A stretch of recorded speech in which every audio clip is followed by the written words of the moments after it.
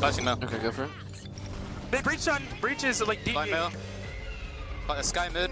Wait, this is good. Just go straight to go in the loud. Flashing mid. They're fighting. Boosted. Yeah, they're fighting mid. I'm gonna pop over right here, bro. Yeah, I don't have room for They're top fighting mid. They're fighting mid. They're running top mid. I'm all at heaven. Yeah, breach. It's breach. Okay, only one on There's site. only one. Cypher play. Wait, not even on site. Not even on site. Wait, elbow. Fucking site, Max. 3, 2, 1. Nothing. Go. With you. Okay. Wait, I'm doing that wall now. Okay. They'll open ulti. He jumped with city. Yeah. It's heaven plant. I got dog for screens if you want to. Yeah, I'm just sending in my ult, okay? We shouldn't take screens. Okay. I'm gonna dog it main right now. Hold my elbow. Yeah. I'm playing map on this. Give me comms now. John, do you need to smoke, John? No. John, I'll smoke for you though. Do it. Heaven. Standing city. Dead heaven. Nice. Relax. Could be here. Could be behind. Can you ult reinforce or something? Check it. Yeah. I'm gonna wait here. No man. Guys, I need fire. Okay, put my elbow. I don't know what the flash. I need fire. Oh my goodness. I can flash them. Flashing them. I think one. I'm with you that here. Let's go. Let's just close. Ult down. TV. Nice. Lurking. T-spawn. Go defuse. We block. Oh, yeah. No, yeah. Suck. You win. They're all low. Great job. They're all low, Bussy. Yes. Nice. Let's go. Go. Yes. Unless they did the I'm waiting body to see. block I'm waiting to thing. see. Yeah. That was a listen-in on the last time Fnatic and EG matched up on Split, thanks to our Sony Inzone open mic. I am your host, Yingsu, and I'm joined by Mimi, Achilles, and Kukuka. Once again, Seth, they ran it back, the exact same outcome. Yep, another 13-11 score line, but this time, I mean, well, that was the end of the series. This is now Fnatic getting themselves to match point, and we've only had one team, HyperX versus DRX, be able to pull off a reverse sweep. EG now, if they want to lift that trophy, if they want to deny away the back-to-back wins from Fnatic, they have to pull off a reverse sweep themselves. It's going to be so hard to do so. Fnatic played that one incredibly well. I think what this team always impresses with is in these late games when it looks like they're slipping. It looked like in that one that EG was going to rally back. They were making an impressive run of things in the second half, but it's that one timeout, Mini getting in the conversation, an eco round that they end up winning to completely change the tide and bring them back into that one for, like you said, another heartbreaking victory for the side of EG. Yeah, exactly. And now things that take a different turn. I think that we started to see a Fnatic that, you know, shows this face of dominance, of, hey, we came here with a task and we're going to fulfill it. I am surprised, though. I think that I was really thinking that OG could take it to overtime this time. The things that I was seeing, I wanted to highlight a little bit of Boostio, how fast he was with his reaction to his utility. I saw a lot of small things, but it wasn't enough to shut down Fnatic. No, it was not. And for EG now, this is definitely where the going gets tough if you want to continue this miracle run. They've constantly defied expectations, but like you were saying, making that reverse sweep happen is so hard to do. And for Fnatic right now, it's really a matter of avoiding what happened at Lock-in. There they were up 2-0 versus Loud, and then the series started to slip, and it required that crazy comeback to end up winning. There's one round I want to take a quick look at here for our Verizon high-speed moment, and that goes to Chronicle for the end of round 5 here. Chronicle, he is the only player that's won it twice. Kilios, Kukuka, you think 3 times he can do it again? It's looking very likely. It was a little bit of a odd beginning to this round there. Good initial pick from Durka. The blast packs back in, gets taken down by the paint shells, but Chronicle, at the end of it all, he was able to hold down the site. It was just gorgeous from him the whole way throughout that split. His impact could be felt not only just in the fragging, but the way that he was backing up his teammates and offering up that utility, constantly getting multi-man stuns with his fault lines, just blinding the ever-loving hell out of everyone. It was just a fantastic performance. I mean, this composition has a lot of that. It's a lot of overwhelm onto your opponents because you have the Sky, you have the Breach, and you have the Omen. One piece of utility is going to hit you. You just have to choose which one. And no matter where you move, something is going to be on your way, being a nuance for you. And those reactions are so good. Normally, it's Chronicle who we're talking about having that really like instantaneous piece of utility ready to support his teammate. And that one, it was a perfect paranoia from Boaster that helped him get that 3K. Yeah, and also if we, I know you guys hit on this in the pre-show as well. Chronicle, every time he's come to an international tournament, he's always made the finals. Of course, he became the second player, but there's a lot of records and history on the line as well. If he is able to not only become the only player to do it 3 times, but then to also do it back-to-back. Yeah, I mean, just the most winningest player that we have in all of VCT is basically what he gets to achieve. So it'd be a huge moment for him. And I think that just given the trend that we've been seeing there, that split getting taken away from the side of EG, and Bind on the horizon, this feels very rocky for EG. They need to have a major rally back. Yeah, let's talk about bind here, Mimi. What do you think about this? It's going to be interesting because EG has been banning this map all tournament long. But I've always thought it's been a good one for them. Even going back into last year, EG's been solid on this map. They have really good ideas. In particular, Judgmo always feels comfortable here. This is where he looks incredible on the Rays. But my biggest question with them banning it, will they have something different, something new from what we saw in Americas? I think that the preparation for Lotus was definitely there as a map that they could think of. For Bind, I think it also has to be there, knowing that they were already on that lower bracket. And in case of making it here, Fnatic will ban that factor for them. Oh my god. This Prime Gaming agent select is Jesus. off the chains. Okay. You guys speak about the preparation into this. How do you prepare against Demon One Chamber Boostio Arena? I mean, first of all, I'm shocked that it's not the other way around, that it's not Boostio playing Chamber. It used to be the main for them. But to talk about this comp, we've seen similar things from HyperX. The strengths of this is in combining those Rainaliers with the Sky Flash. You have to look at the Rainalier to shoot at. You have to look away from the Sky Flash to avoid being blinded. It's a really potent combo. And Chamber as well. We've seen teams try him to some success on this map. We did, and HyperX slapped it, slapped it right out of their hands. That was hardest coming out with a Chamber when they played versus HyperX. It was that last map, and it did not work out. Like you said, this is a bit of column A, column B. Take the Reina from HyperX, take that Chamber from the side of NRG, put them together. I have no idea what you get. Listen, Emil was saying in the interview, you cannot win Fnatic on a 5v5. If you want to make it crazy, just have some crazy picks and go for the 4v5. How beautiful would it be if EG start their comeback off the back of a Chamber and Reina, Pansy, and Hypok? None of us could have expected this. It might just be mad enough to work. Who knows? I mean, what are you meant to say about this one? I don't know what to say. This is absolutely insane to pull this out here when everything rides to get the reverse sweep started for EG, and it comes with this composition. A leaf out of a HyperX book, it feels like. Yeah, it has to be, right? I mean, the rain is wild enough, and Chamber, what year am I in? I'm just, I'm absolutely stunned, but I guess you're right. You cannot face Fnatic in a fair fight. They will beat you every day of the week. Emma even hit this in the interview, right? You have to disrupt, you have to be unpredictable, you have to take the fight to them and cause a little bit of chaos. That's what I think we're gonna get with this composition. This might be enough chaos, who knows? So much on the line now, tournament life on the line. EG could go out with a whimper, right? That second chance at revenge, coming back in after facing HyperX, or is it Fnatic? Back-to-back international champions. Leo off to a start. Durka with the follow-up. And EG cut off at the knees here. Fnatic all too prepared, all too aware, not allowing a second of respite. Just Team 1 left now, 47 HP. A ghost in hand, but it will need a 1v5. And Durka finds the wallbang. The Prime Gaming flawless to kick off. Bind here. A heavy lean from Fnatic, all set up on the back of the anchor from Chronicle on B. All that utility basically set up for a TP crunch to try and bail him out. EG walk into the blender on A short.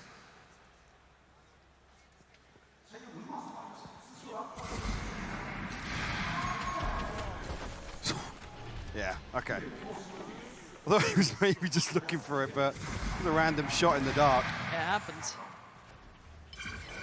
I guess the one thing with Chamber back in, you get a little bit more of a punch in these to rounds. some of the thrifties, and EG historically have had some really good game plans, especially here in Tokyo around addressing these lighter purchases. And this keeps Fnatic on their toes. They have to be so on the money here. Just keeping track of what they're up to. You can see those opportunities waning a little now. Durka seems very heads up about this. He's like, hold on, I don't want to be peeking that. And Leo spams straight through, connects towards Jorgamo. That's for Ethan. Swinging out here, Boaster unnoted. We'll find two with the stinger. It's just Boostio left, Sheriff in hand. Spammed out Durka. We'll find the last. Back-to-back Prime Gaming flawlesses here. Oh, this is a message. You thought that you could take Fnatic in a final. Really? In this form. Flawless round after flawless round now. Getting just weird enough to keep our attention drawn, but there has to be more to this now. This first buy coming in from the bonus for Fnatic. It has to do a lot to really get me on board. See now if there's anything cooked up behind this. what the focal point of this composition is for EG. The first buy round coming through. 3 for Fnatic over towards B. Flash will catch. Durka, decent progress towards the showstopper already. Very and 1 nice. away now with that orb being retrieved. 3-play stack. Here on. Towards Hookah. Giacomo got to play this right. Boostio with the burst coming out from Longbow. Going to take down Durka, but there's still 2 here. Not going to find the range to really bring much in. Boaster did have that Bulldog, so still able to do a bit of chip damage on the way. 4v2 now. Still holding a bit of space for that late TP taken. Target found. Target put down. Just Alpha left in a 1v4. Bulldog in hand. Tries to catch it, but Demon 1 slips out of Hookah already. Ethan being the easy one at 37 HP, but Alpha stuck inside this smoke right now. I think just trying to bait out a peek hit. No attempt really to go for any sort of retake. The time ticks away. CG will answer back early. Can they keep 4 rifles though? Does Alpha catch anybody on the retreat here? He does. Lucio will respond, so still 3. Not the worst. No, the opportunity obviously for Demon 1 to play out with a Pocket Guardian effectively. He's quite good with that weapon too. Yeah. He does Kinda lean suits to, him. he leans towards it a lot, yeah. Even when he's got a Vandal, he's trying to tap it out. Yeah. Okay, but now we're going to see the kind of full force a little more.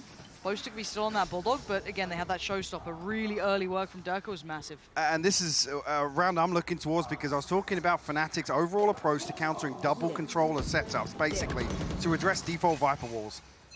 And this is another map where they demonstrate it, with Alpha heavily anchoring with his utility.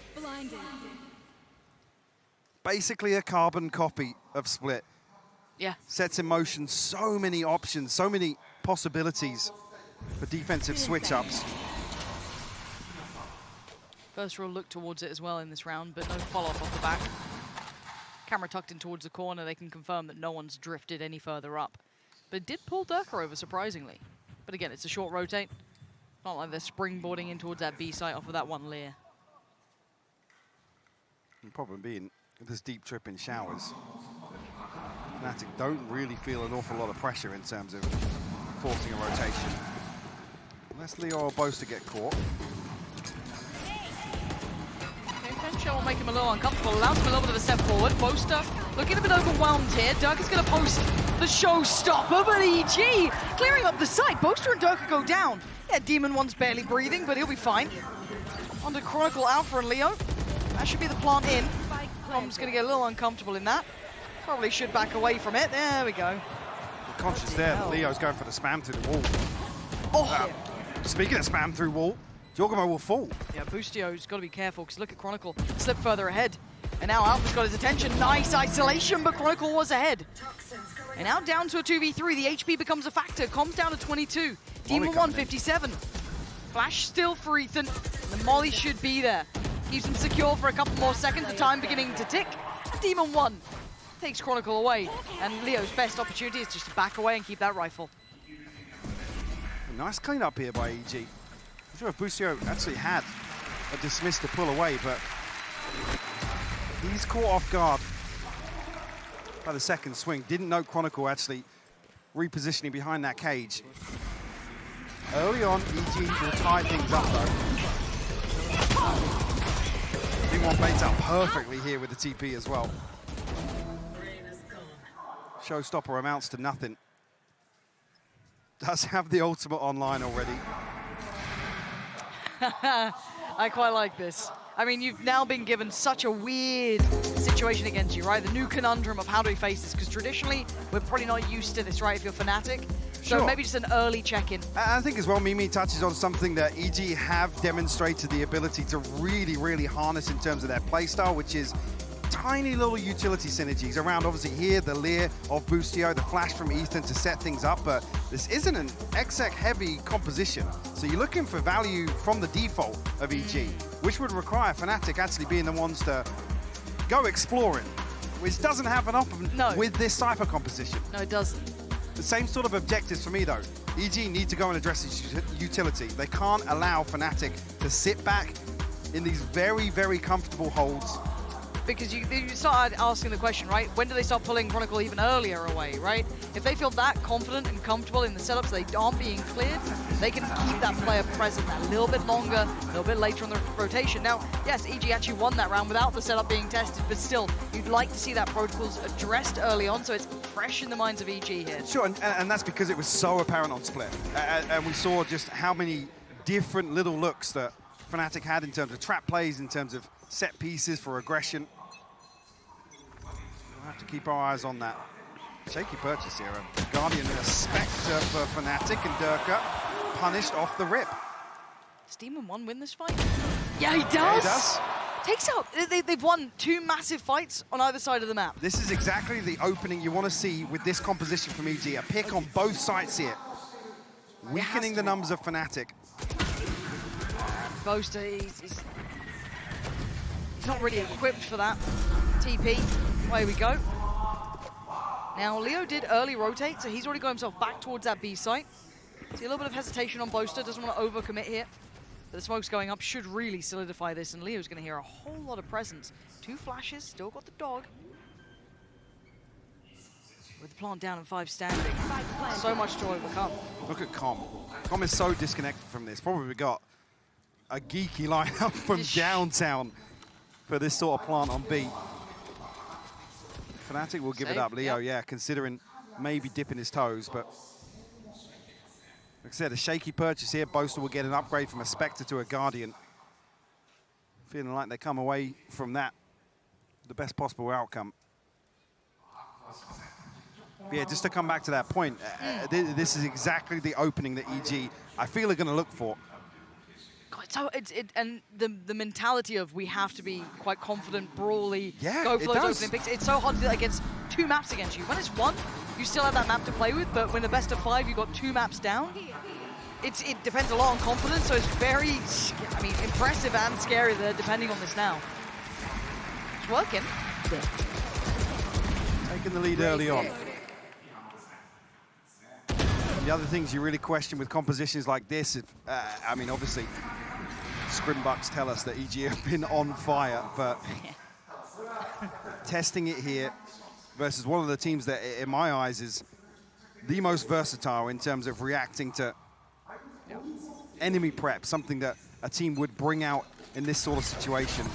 Yeah, they're so able to play against any of those one-dimensional looks. Now, this round should pose less of a threat, but they have brought up a little around this. Rifle with Alpha. Leo still with his. You've got that Guardian in the hands of Durka. Judge with Chronicle. There should be a plant here. I don't think anyone's going to be able to deny that. Oh, wow, Alpha. Did you see a pixel on that? Yeah. And Alpha brought down to 5 HP. He's actually lucky to be breathing. Chronicle flash turn, but he takes one with him. A second, no!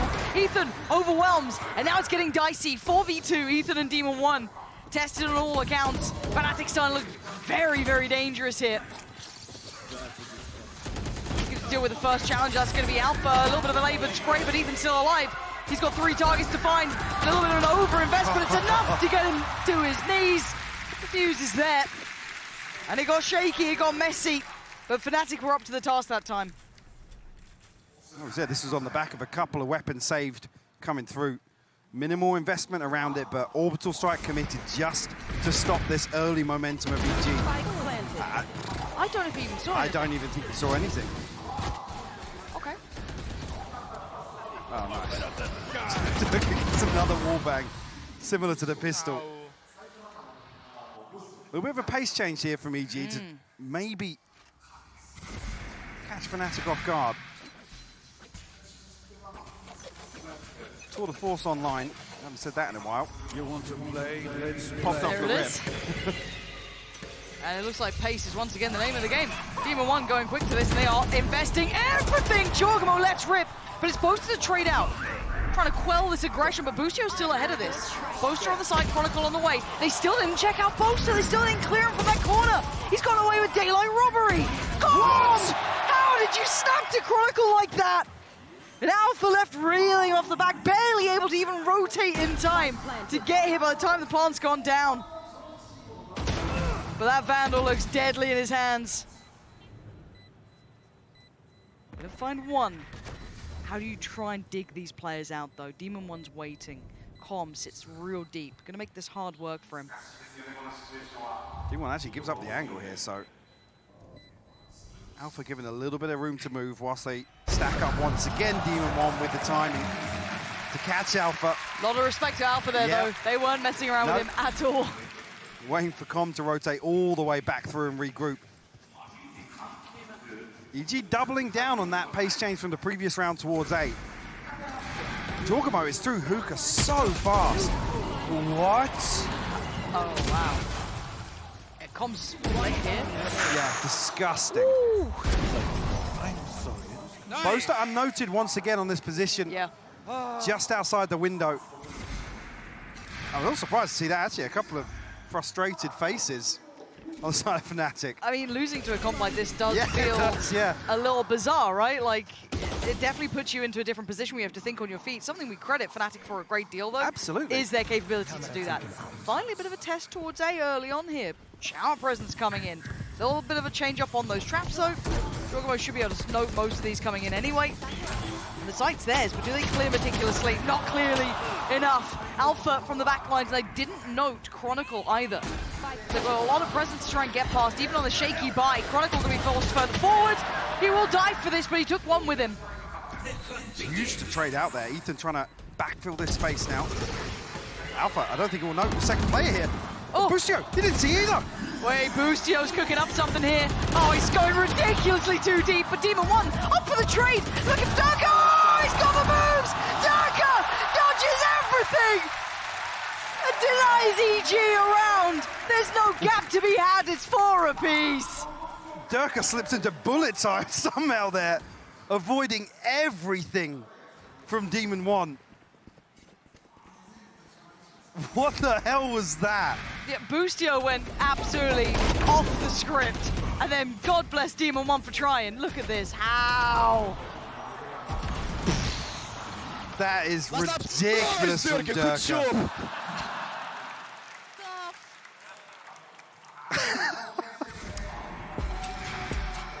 But on the back of that, it's Fnatic to call a timeout once again. Oh, we heard from Mini earlier, yeah, hinting at maybe wanted to clear comms up a little bit. With this comp, you've got to argue that it's maybe a little chaotic in there. but it does give EG the opportunity to talk as well, right? Yeah. And that to me is, it's such a double-edged sword because, I mean, I wouldn't say EG are super like solidified yet. Yeah, they had a nice little run of rounds, but the last couple, Fnatic have been tipping the scales. How many times do you catch Fnatic off guard, though? Again, we were just talking about this Boaster being one of the best, you know, problem solvers on the fly in terms of what he brings to the table as an IGL. I mean, this guy is forged through failure to get to the point where he is now. See if there's going to be any huge adjustment in terms of the game plan here for Fnatic. Ult's coming online now. Showstopper, Orbital Strike. Yep. One off the Seekers. And the pit available for Chronicle as well. So maybe going to see a defensive setup. Boostio on the operator.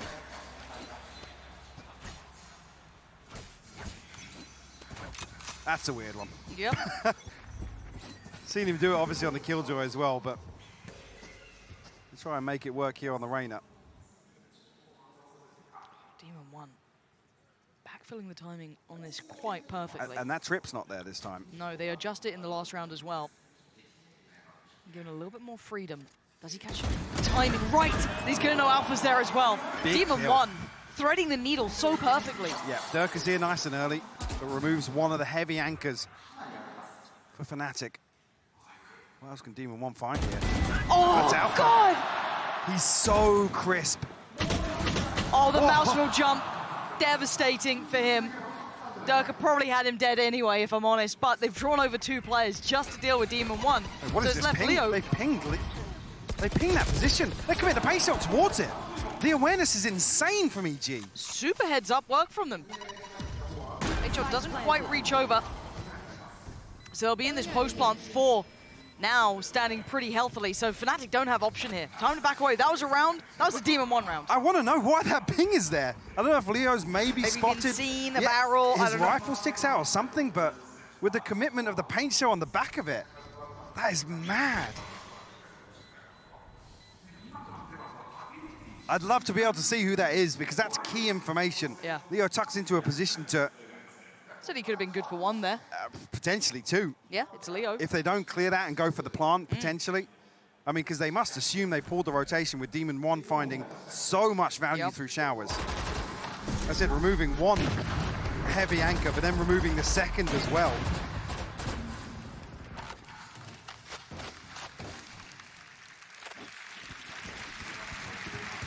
But we talk about spiral rounds, those kind of like momentum builders, the snowball rounds. Fnatic have one in hand here.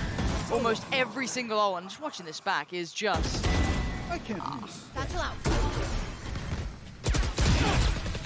I mean, it was before that though. It was pinged when Hooker was still smoked. Yeah. So how the hell did they... Regardless, Maybe I'm by the checklist, impressed. yeah. I'm impressed. Wingman's out with the trophy. Off we go. Pacey. They want to find the fight there. The flash through is great, though. It gives Fnatic the favorable fight, at least to control the area of showers. But look at the progress. And Demon 1 outdoes Durka. And now Alpha's going to have problems backing away. Bushio's got him dead. What? Oh, come on! How does Alpha win that fight? Is that another mini-map moment for Bustio? It felt like it. He had time on that. Easy answer back, though. Alpha will fall. Boaster now in a position to try and do some damage. Oh, he's seen Spots so too, much. yeah. We're going to know about at least a third. I don't know what he's meant to do with this, though. It's like he just caught glimpses, wisps of those locations. And now Demon 1 stops Chronicle in his tracks. Boaster and Leo, I'd back away at this point. Like, what else are you meant to do? You got Demon 1 watching any sort of access. Jordan basically closing him out of this round. Dig a little deeper. Might need to catch The Leo, and he does. timing, just as he was backpedaling away. Wait, supposed to get past here. I mean, they're going to try and find him regardless. Boaster stands tall for the first. It'd be huge if they could remove this rifle. It's only Boaster and Leo at 1900. But the fight, 21 against 23 HP. Joker's got him. Okay, rifle out of the hands. Finally, EG take a little bit of a buffer to this lead. And that's a little bit of breathing space. Because now you force Fnatic to completely readdress the back end of this half. Yeah. That is ridiculous. Looking here on the player cam. Yeah, look, he looks up, mini-map. Oh, that's so unfortunate. That's twice now we've seen it in fairly Yep. pivotal moments as well. Demon 1 back on the operator now. Tour de force available. Fnatic is 3 going to swing out. Nobody on the other side of things. It's a weird eye as well. Yeah, Frenzy, Sheriff, Stinger, 2 rifles. Some ultimates to invest here potentially.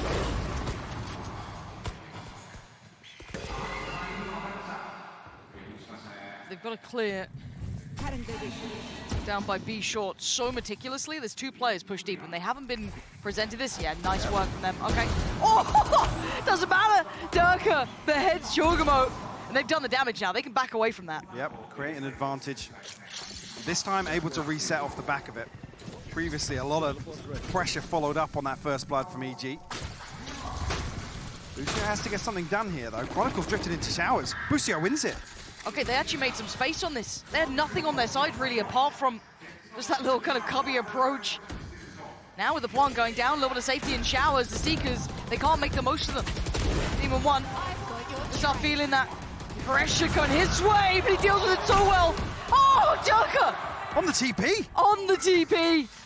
And now a 2v2. Leo and Durka are up against Ethan and Com. They don't want to be saving these weapons anymore. They want to take the fight on this one. Ethan's still on the site. The cross can be watched by Com. Ethan sends back Durka, and now it's Leo. Oh, the swing! Run and gun from Ethan. Nastiness now. With light investment here from Fnatic.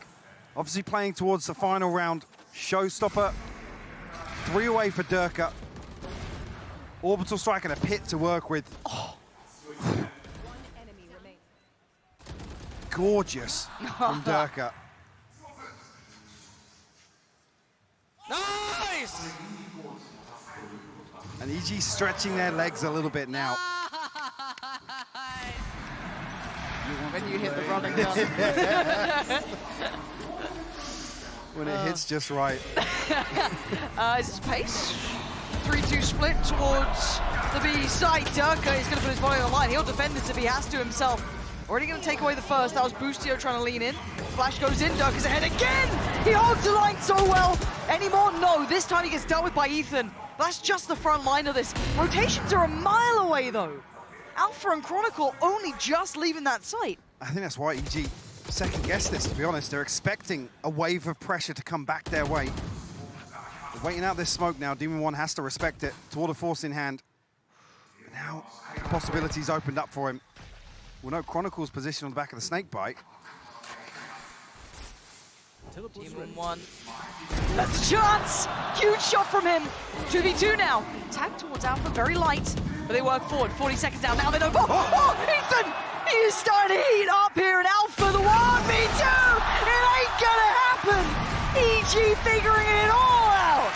Heroics in the last round from Demon One and Ethan. And a big lead for EG to pull out here on Bind, where historically Fnatic have looked flawless. This is just... Ethan's getting colder and colder as the rounds pass. He's such a scary player if he keeps playing like this, but Demon One Give me that, give me that, give me that, give me that. Yes. perfect on that chamber too, making it look very viable. But the Rainer on the side switch is going to be very tricky to bring into effect.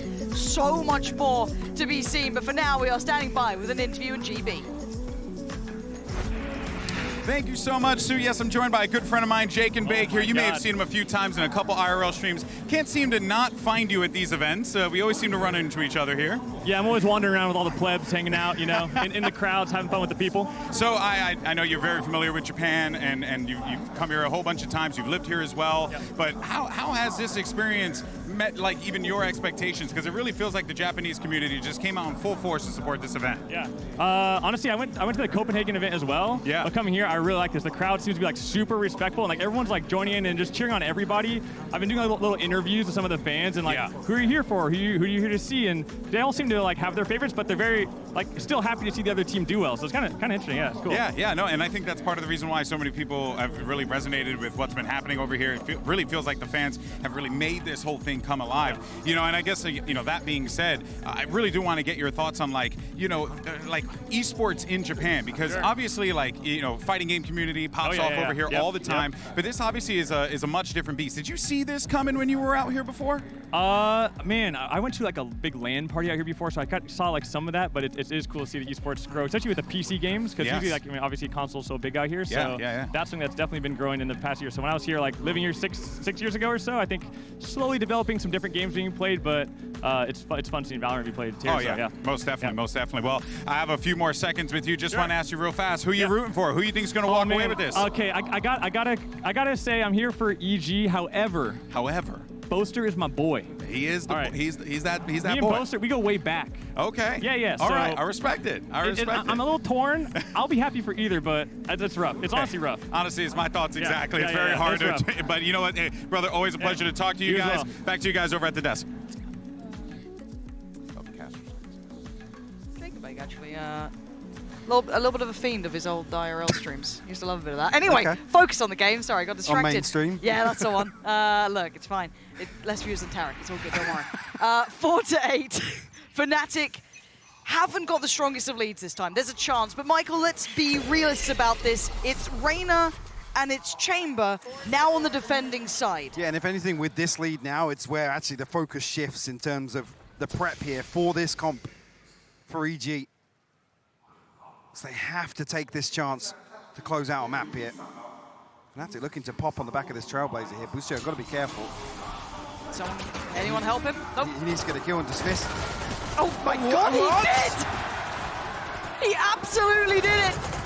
Now he falls and Ethan's in danger. Goes for a double dip on this as well. Back in with that frenzy, just trying to hope for something to maybe land, but... Well, chip damage done. Durka and Alpha at least brought down to 80. Joker on the other side of the map has taken a lot of room. A lot of space, yeah. I'm surprised that Demon One hasn't maybe decided to rotate. I mean, I guess there's a bit of a window think he's coming across now. They're walking showers. Wait. This is so proactive from EG. Yeah, this is actually nuts.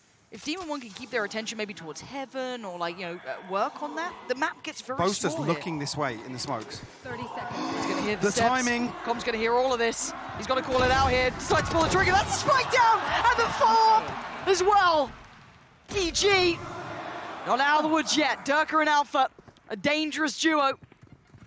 But Ethan's position, do they even consider it? 13 seconds. He can wait here patiently. The spray from the Frenzy, not going to find what he wants. Information now starting to be gathered, but Durka barely breathing. 12 HP, it's not enough. And now it's all on Alpha. A 1v3 is out of the realms of reality. EG up to 9. This re-clearance is so well timed by EG. You even notice the Jorgamo, other side of the map, total control of the extremity. Very deep information. That timing. And Com actually follows through on this. Boaster was looking this way before he pops into his iPad for the smokes. It's just half a second here and there. But it's the fact that they were even exploring Shower at that point, right? Like you get like a bit of an the timing is beautiful. So good to see them that proactive. It puts Fnatic with another question mark to them, right? It's like, okay, well, this is a bit weird now. All right, we can still do some serious damage here. The amount of rounds that Fnatic are turning, very possible. Doesn't get helped when you do have Demon 1 with that free Guardian, but Durka gonna respond with pace. But Jorgamo all too aware of his tricks. Demon 1, careful now. Did he connect on Alpha there? He did, yeah. Of Guess course. the tag. 58 converts the second. Looking to farm up a little bit towards the Tour de Force.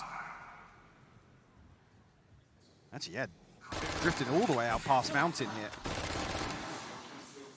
If Boaster goes down here, this round's Jova. It is. Spike down B. Leo and Chronicle. A million miles away, basically. It looks like EG are just trying to hunt them down across the map. They can't even cross up. You've got, what, Demon 1 watching that? Hello. I found you. Oh, dear. Hard clip. Whoa, okay. And Leo's still alive. Hold on. Oh, probably not much longer. 30 seconds left. Anything else will be big damage. Oh. Big boys hit. Yeah. Bring across 2 Bulldogs and the Marshal here for Demon 1. 17 and 8, by the way, on the Chamber. When did we last see a Chamber come out, to your mind? I'm trying to think if we saw it during any regular season play. Did anyone... I mean, certainly not EMEA. I don't think so, yeah. And it looks so good in his hands, though. Like, that's the crazy part. Like, it actually looks pretty solid. Now, bonus round for EG. Three full rifles and the 2 Bulldogs. On the other side, decent buy. Now, no big ults work towards it. It was mostly Alpha having impact. Yes, Durka's not a million miles off, but it's still pretty far away. So nothing to tip them over the edge here.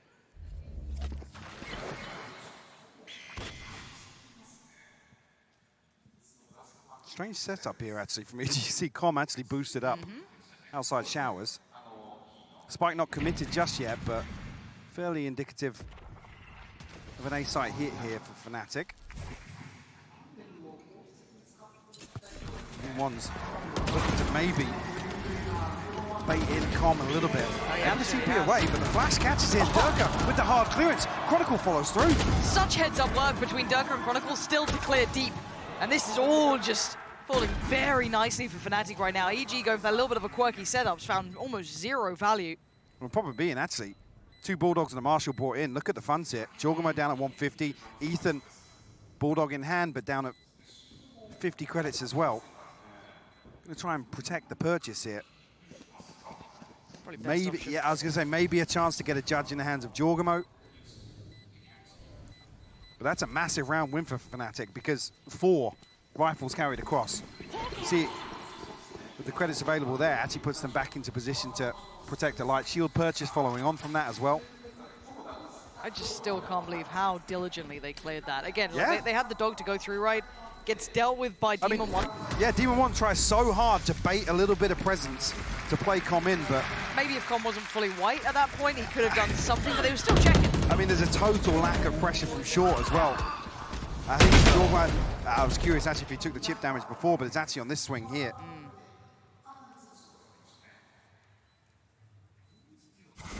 Durka a little bit frustrated there, to be honest, yeah. In Series 16-11, they're, you know, doing pretty well here.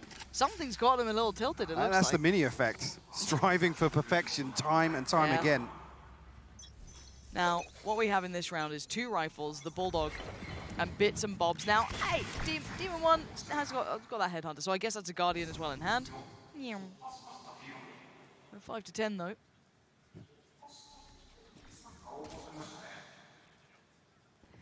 Look at where Demon One is. Observers, if you thank can, yeah. Love you guys. Couriers. Demon One, though, has really slipped. Boasted didn't catch this. There's a trip here, and he actually walks into it. Just completely tunnel vision. Now he's trying to scurry away. There was so much potential for that. You almost want to see him just sit on that trip, to be honest with you. Wait to catch somebody, because Alpha's going to retrieve the orb, and that gives them the neural theft and a safe body to convert it on. Time to scurry. He's going to come back around and invest that I know exactly.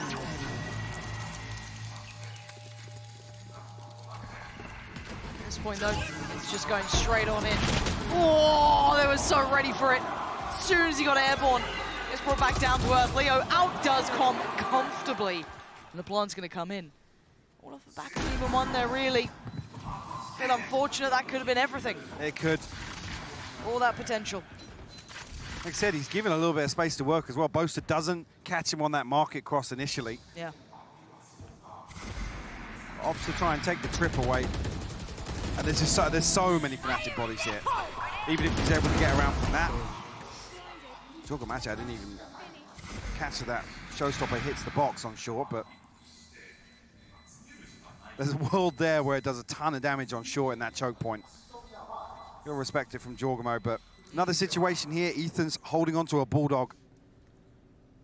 Being left on these broken buys. Yeah, 500 credits apiece for Jorg and Com. Anyone will be in a position to purchase back here, or maybe even drop across. I didn't note the progress towards the Tour de Force just yet. 3 away. EG, I was going to say, calling timeout here. You need to get a grip on the finances, to be honest, because you don't like seeing 2 back-to-back saves where there's light investment around it, and then things can spiral out of control. Oh yeah, by the time you have like a fair round against them, it feels like you're back at 10-10. Yeah. You know, so... Well, because on the other side of things, Fnatic basically have 2 or 3 buys in hand now, so they're in a position to now play a little looser. Maybe take some engagements, a few more risks here, because... And also that ult cycle is going to start looking real nice. Yeah, I mean, 2 away from the showstopper here. 3 off the orbital strike. And even here with EG. Assumption being they're going to be on a lesser purchase. Opportunity to farm up some orbs if Fnatic choose to.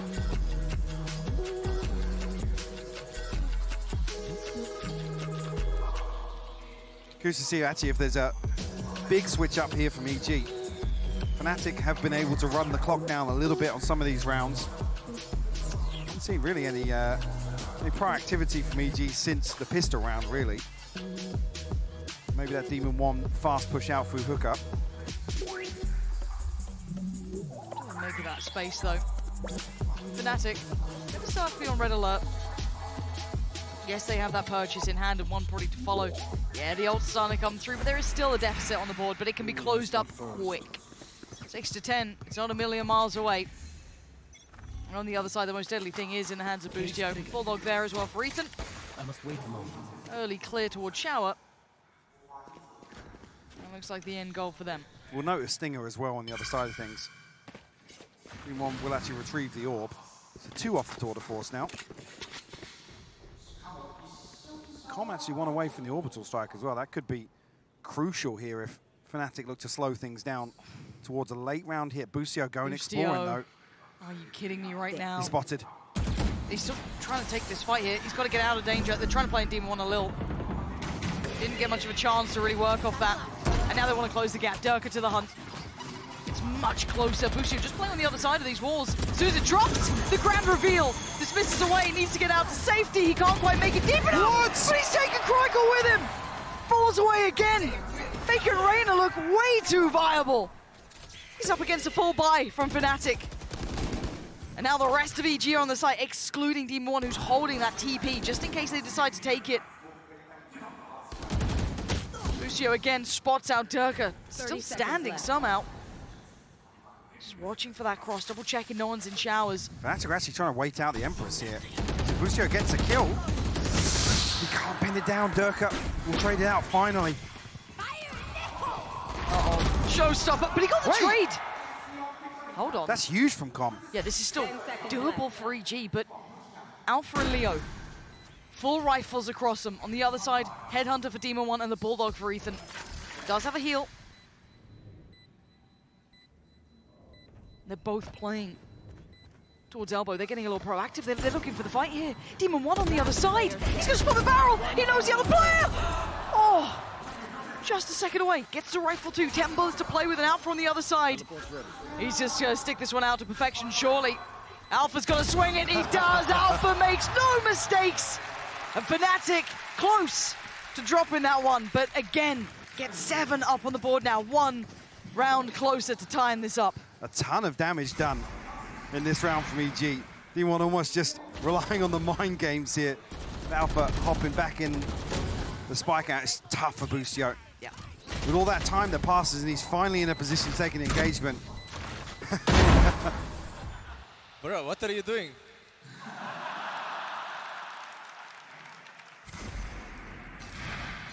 D1 trying to snatch things from under Fnatic's nose.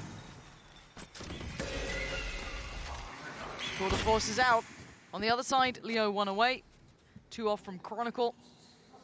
That buy staying pretty strong here. This is going to be on Demon One. Does he dare dip his toes ahead of this? You can see him considering it, but it's 4 players over there. Danger sign him out. He decides to back up. Okay, careful now. A weird TP set up for an aggro peek on short, but D1 actually playing behind it. Lucky not to get punished by the Trailblazer there. Struggling with a quick check, but you can see Fnatic still just holding patiently in this one.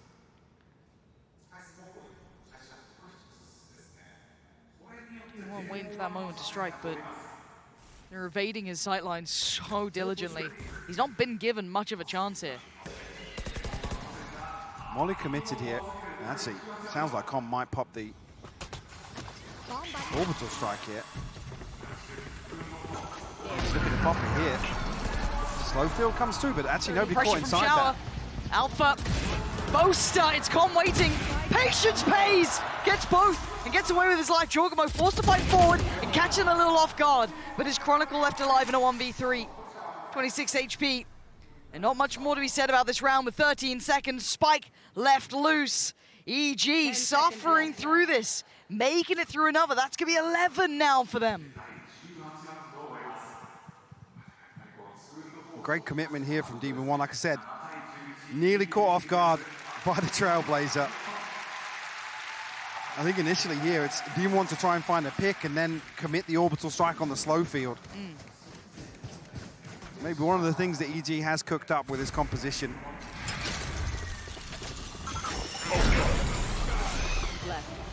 Wow.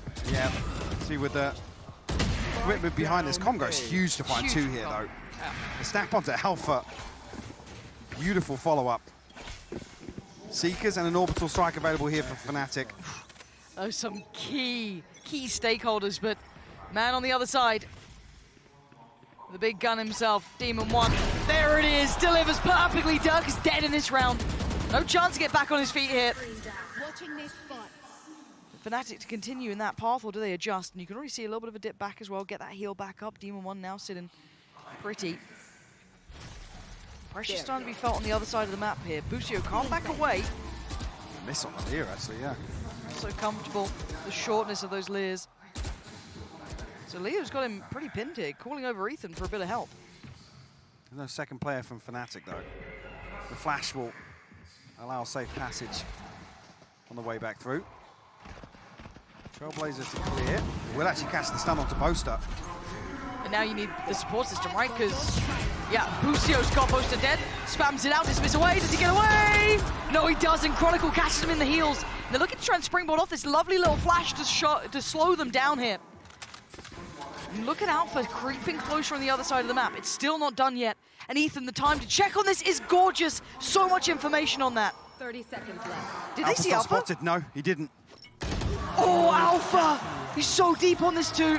And the rest of them up close and personal comms got no idea the Chronicle's right next to him as well. Big denial! Takes out one. Does he get the follow-up? No. Alpha's taking Dora Chocobo down. Still holding on. 13 seconds overwhelmed. And the 1v1. 10 seconds left. Sky v Sky. Ethan up against Leo. And oh, it's gonna be Ethan! I thought it was Leo's every day of the week. But Ethan holds strong, holds firm, and gets them to 12. EG on map point here. What a sentence. To make the dream run I've got your trail.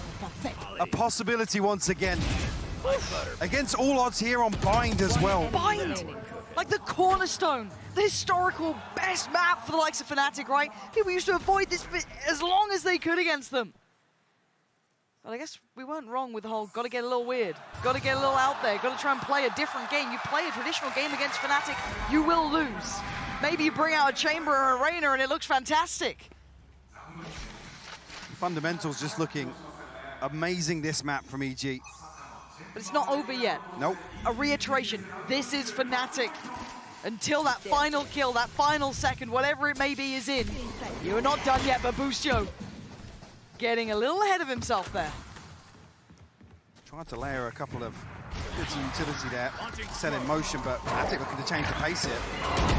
Big info. Uh-oh, they're stuck. They gotta run for cover. Alpha already took down Ethan.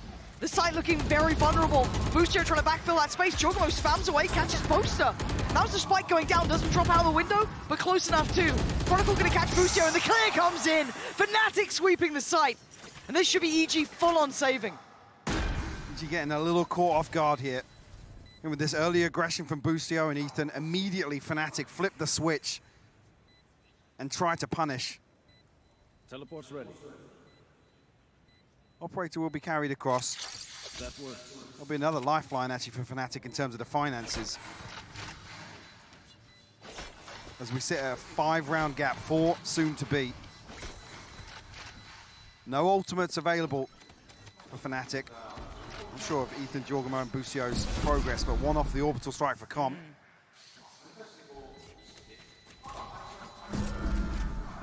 They're getting closer. So Com should be called to high alert there with the TP. No worries. But it is a quick and a stark reminder, you're facing Fnatic now. Yeah, and the tough thing being, EG haven't got any sort of stability. It's another situation where Jorgamo and Ethan are struggling financially. Haven't been able to really solidify themselves.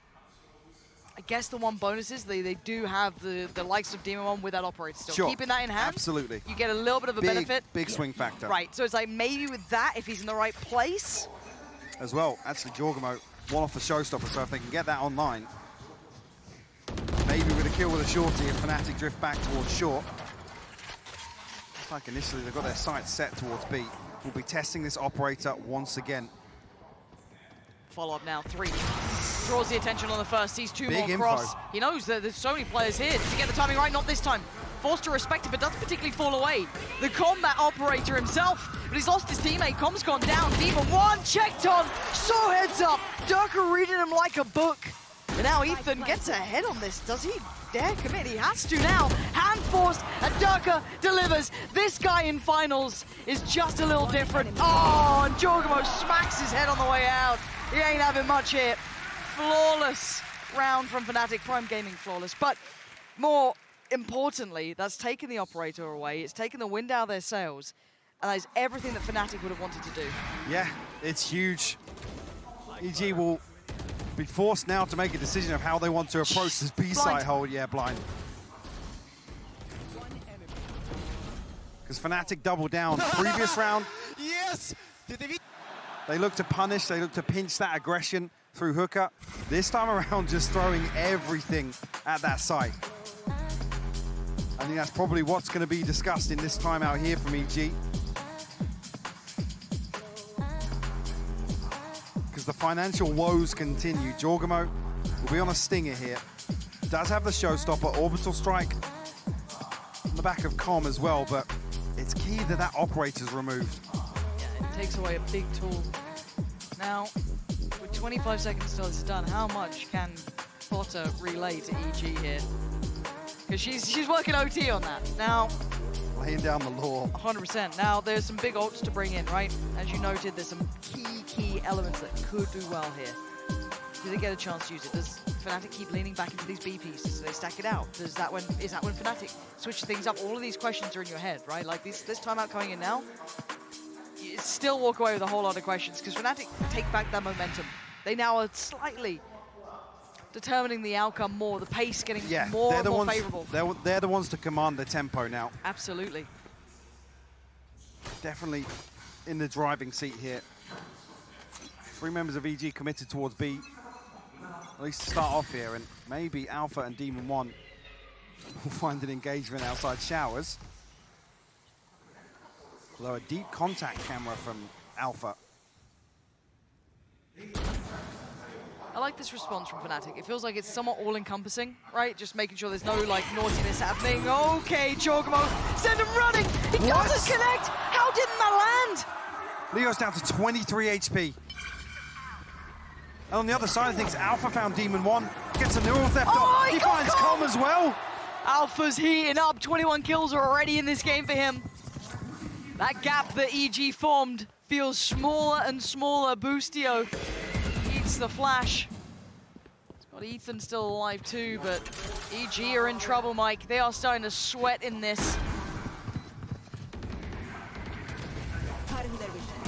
So we're going to try and fight back on this. Well, considering it at least, but you have to respect this. A 2v4, another situation where EG are clinging to 2 rifles. Won't be able to find a full purchase behind this either. Com down to 300, Demon One on 450. Jorgamo did bring a stinger into this, but a set piece around the showstopper amounts to nothing but chip damage. I thought he was good for that one. It looked, I mean, yeah, Ray's ult things. Yeah, but also then to kind of add to that, the loss in shower as well. The success for Alpha there, to be able to do that sort of damage, you've won out on both extremities, right? Like bigger picture, that's everything. Double digits now found for Fnatic. This is when you test your mettle. This is when you start getting nervous. My camera is just half a second late for the trade as well. Where is everyone hiding? But Fnatic could truly crush EG's dreams in these next 2 rounds. I don't know if they make it through OT, Mike. We're not there yet. Yeah, we go to that point again where we're talking about the resilience here. EG in uncharted territories in a grand final of an international event, Lauren. Very few people, very elusive title to even make it onto these sort of stages. Now forced to fight. Demon One, Boostio, forced to face the music as Durka. Again, doing so much damage. Taking away Boostio instantly. Demon One's holding down. Fnatic so ready. They're so ready though. Look at this. Look at this setup. They're reading you every step of the way. Even with their advantages, it doesn't matter. They're down to 2 players. EG are falling to pieces here. Can Com get anything done here? Moombot one spot him actually, but he will be noted on the cage. It's just one Leo. Quick to trade. Now Ethan, who feels like he's been alive for an eternity. The amount of times he's saved. EG protecting the purchase for round 24. It comes down to it again. I can't believe the 3rd time we've seen a round 24 between these 2 teams. They're gonna have nightmares. Yeah. Nightmares of this, Mike. This is gonna haunt them day and night. EG, you felt like they had so many chances, but we said it then and we'll say it again. It's Fnatic you're facing. It says number 2 next to their name underneath it is where they qualified, certainly not by any other metric. First by all accounts. Winning that last event lock-in, tucked by their name. big victory for them after that huge investment, bringing in the best they could get. Best that was around. Let's go and miss again. Finals. Now, OT or GG. We go to the next map. Let's find out. It's 11-12. We've got the operator back out for Demon One. Ult there for Com, but not much else to really... I guess the Empress as well for Boostio, but there's still a very good buy here with Fnatic. They have everything they want. A couple of key ults. They've got almost that full hand. And the key being actually, I was seeing Durka consider the operator. Yeah, he's actually picking up the operator here. Showstopper in hand for him. Empress and an orbital strike for EG, but it all comes down to this now. Triple operator? What the hell is this? Wherever Demon One's holding, he's got an op against him. Flash is there.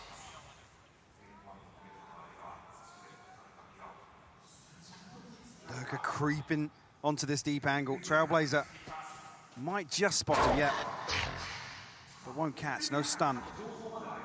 They've seen the operator. Does that then play into Demon One's mind a little? They've seen one of them. They don't know about the others yet.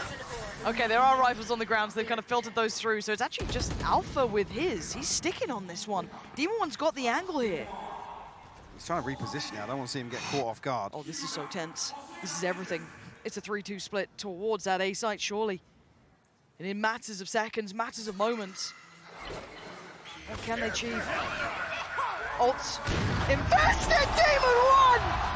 Grounds Durka and waits for that next pressure point pouring in through Shower. They've already made it out. Leo taking a boatload of damage though, down to just 14 HP, and Demon One still breathing. Couldn't bring down the guillotine in time. And Alpha, he's answered back as well. Com, run and hide for a second. Ease off the pace.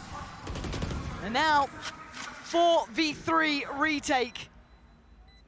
First fight could be Alpha. Does he get forced off the angle? Does he have a fair shot of this one? Boostio doesn't want any of it. He might have to. Oh, what a shot! Boostio! How did you see that? With a post plant. Snakebite's coming in. This is going to be timed to perfection. It's not going to be easy, because it looks like it's going to be OT. A 1v3 for Com, and he's got no time to play with now. Face the music and face OT. Fnatic taking us all the way. And that's got to be a blow to the mental of EG. A handful of chances to close this one out. Take us to Ascent. Oh, man. But Fnatic strike back. This was such an insane round. What is that from Boostio?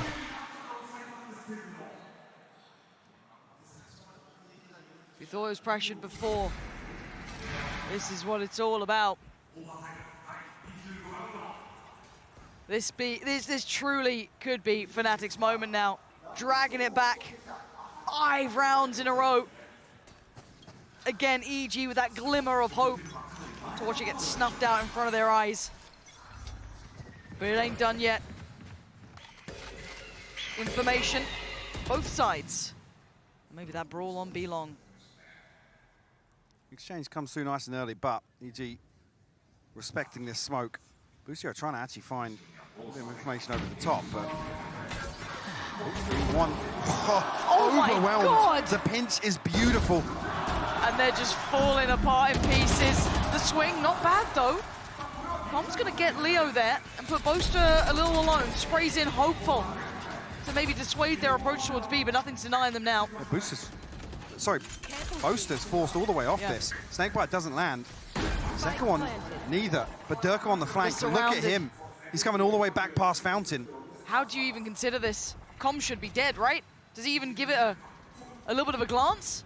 Does he even look that other way? No. The impending doom, the Reaper himself, Durka getting closer. And sat in the smoke on the other side is Com. And now the reveal, hello! Say goodbye. It's down to Ethan and Boostio. Back to the wall. Durka's there. Ethan does the best he can. He's got to do so much more. He's trying so desperately. Everything he had. And it won't be enough. Fnatic take the lead in OT. In a position to close out the 3-0 now.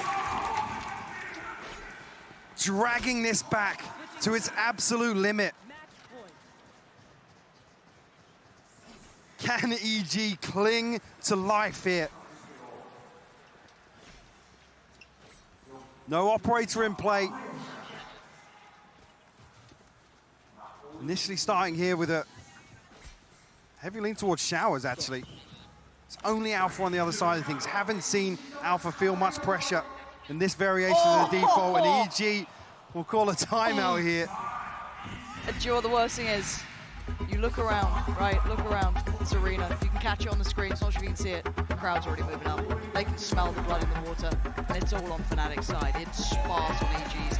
It's a really rare and strange feeling to watch the whole crowd almost against you in that moment. They understand that Fnatic are one away, and EG have to learn this lesson today, and it can be one of the hardest ones they'll ever have to learn. But they could send these people back to their seats. They can take us into another round of OT, another map. It's all in their hands. What the hell can Potter say in moments like this to try and keep them back on track? Actually looking fairly stoic here. Yeah. Almost looking as if she's responding to something being discussed internally. Fnatic 1 round away from making history here in Tokyo. And yeah, everyone on their feet now. Yeah, they can smell it. Ready for this winning moment, potentially. Here in round 26 on Bind. It's not done yet. EG can still turn this tail around. They can still take us to another map. But Fnatic, by all rights, have looked faultless. Durka is almost dropping a 30 here. Every single player stepping up for Fnatic. Can EG change the tune? First challenger, Durka and Demon 1 potentially. Durka wants a bit of it. Demon 1 hanging around as well. I'm afraid. Doesn't want to concede this space. Spike not committed yet, so this is an early probe from Fnatic. A slow approach. They find themselves on championship point. Just setting the tempo, letting them sweat a little more. 50 seconds now. This is so tense. Fate depends on it. First is found, Alpha. Destroys Boostio. Chronicles found Jorgamo. It's down to just 3. Ethan, Demon 1 com. There's so many players against you. Durka's starting to strike through the map, eats the flash, so has to fall away for a second, but doubles down, and Fnatic now surely are just moments away. A 2v4. Difficult to say the very least. Time's there. Demon 1 finally making it to the site, but Alpha waiting on the corner. He wants this done. He wants him dead. Demon 1, the last man standing. And Fnatic, surely now, this moment is theirs. 40 HP for Demon 1. And they're just not letting him get that room. They're not entertaining the idea. Leo, the one to send him away again. As Fnatic's dynasty starts today. Back-to-back international winners. The first of their kind. Incredible run from Fnatic. What a moment. History made here in Tokyo. Heartbreaking for EG after the run they've had, but Fnatic stand tall once again in the International Grand Finals. Take a moment for these boys, though. Absolutely. Miracle run from them. Truly magnificent work. They should be proud. Heads held high. They did their region proud when everyone doubted them. They came out and fought an incredible game. No one pushed Fnatic like them. No one. I think the crowd knows it too.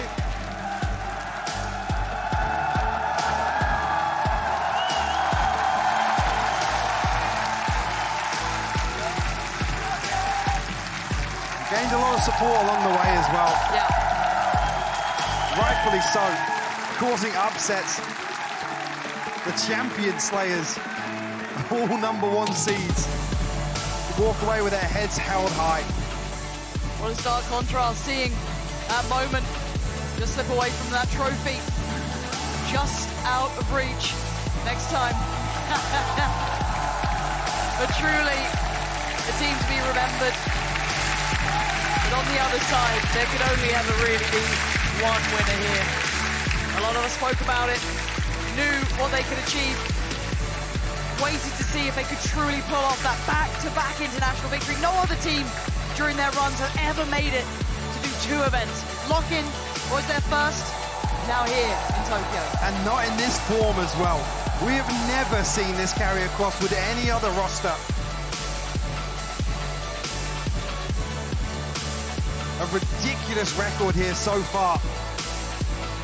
And we've still got champs to go. Can anyone close the gap to them? That should be the question, really. Fnatic set the standard. I mean, Boaster worked his heart out. We've seen him through the losses. They've been the team having to deal with those Cinderella runs time and time again, be it Zeta, be it anyone else. He's finally back. Alpha's back with us. We're buying time for him. Here he comes. It's a long old run.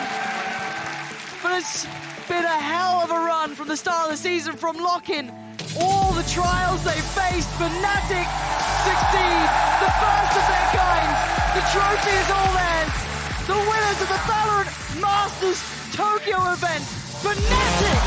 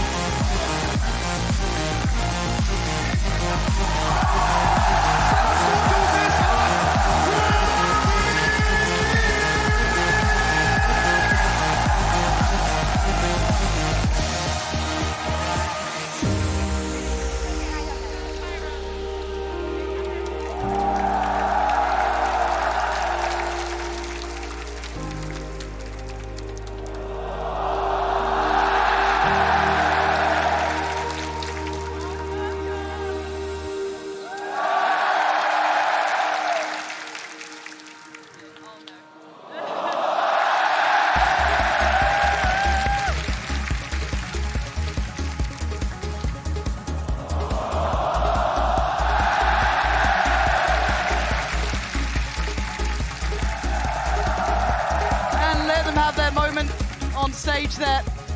Wonderful stuff for Fnatic. Not much more really to be said about their run. Looking back on this game though, Mike, let's just take a second to talk us back through the series we've just watched. I think a lot of us would have hoped it had gone the distance a little further. See fully the test of the metal. Just have fun, have fun. But man, that Fnatic team is built a little different. It really is. I mean, the record speaks for itself.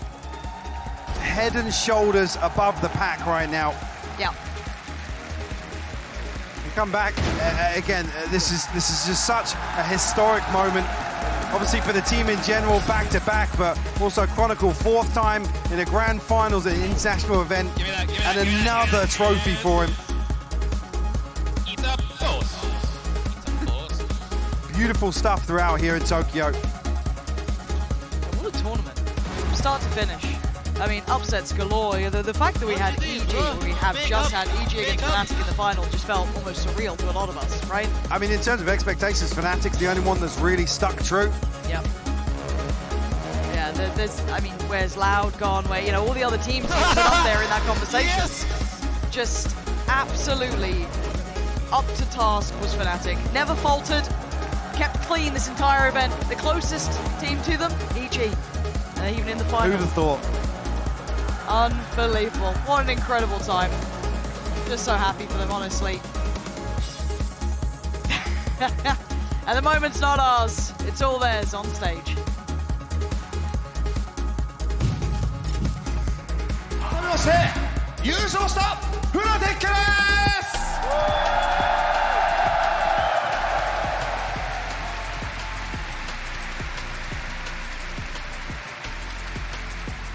さあそしてこの素敵な舞台にライアットゲームズ e スポーツ CEO ウェイレン・ロゼルさん、そしてバロラントエグゼクティブプロデューサーアナ・ドンロンさんにもお越しいただきました。 Let me hello. Yeah, Wayland Rosal, Riot Games Esports COO, and Anna Donlan, development executive producer, are with us on the stage. Hello Tokyo, hello Japan, hello everybody. Hi. さあまずは We are so happy to have brought Masters to Japan. It was a dream from when we launched the game to be able to bring the game here, bring the esport here. We've been so happy. You have been such amazing hosts, such amazing community. I want to thank you so much. Arigatou gozaimasu. Thank you so much, everybody. このゲームをローンチした時から日本でこうやって開催することを夢に見ていました。素晴らしいコミュニティ、そしてこの大会のホストとして日本という国が皆さんを迎えてくれたことをありがたく思います。ありがとうございます。ありがとうございます。Thank you. Yeah, it's also written. And we also want to say thank you to all the teams that participated in Masters. The dedication and the inspiration really inspired all of us around the world. So thank you to all the teams that participated. But Fnatic, this is your moment.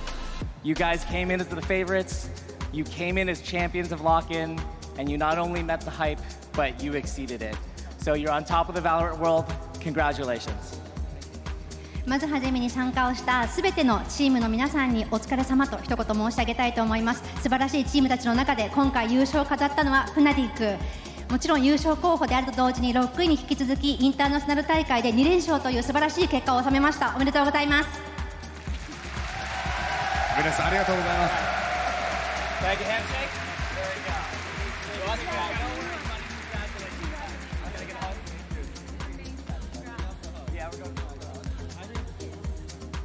ウェレンさん、そしてアナさんに大きな拍手をお送りください。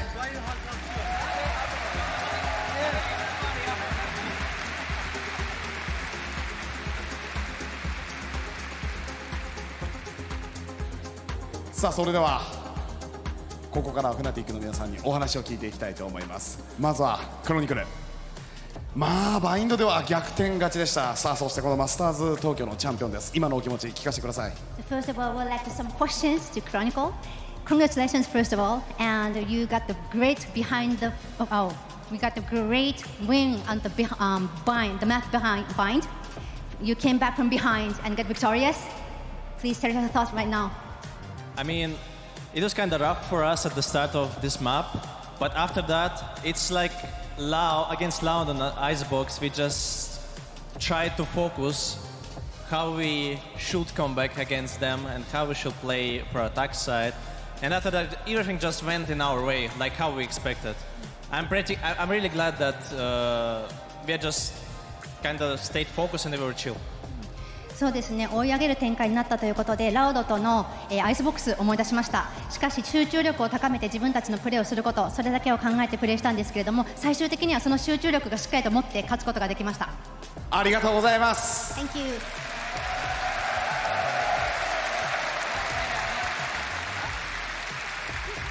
さあ続いてレオ、EMEA そしてアメリカスの戦いでした。本当にこのアメリカスの、強さというのと、あとは自分たちこの EMEA の強さというのを改めてどう感じましたか？ So this is a question for Leo. So this grand final was the EMEA and America's champions match between each other, but you got victorious. What do you think is the strength of EMEA? I think we just practice harder. We put in more hours, I think. I don't think it showed during the tournament how strong the EU teams are, but I think for champs it's gonna be great. I mean, we're getting extra spots for Europe, EMEA, and we just have to see in champs. 実はもっとハードな対戦を期待していました。なので、勝ちきれたということは嬉しいんですけれども、もちろん EMA の強さというのがまさにこれだと思います。今回も優勝できて嬉しいです。わお！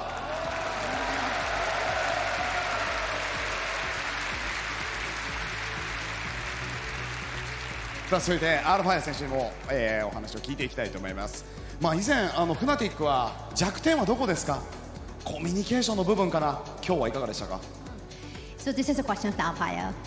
If you find any weakness from your team, would that be? I think it's communication. Someone we feel in anti-stress. I mean, we are stressful sometimes. That's why we are losing some rounds. I think our weakness is like fall down in the game and don't do comp.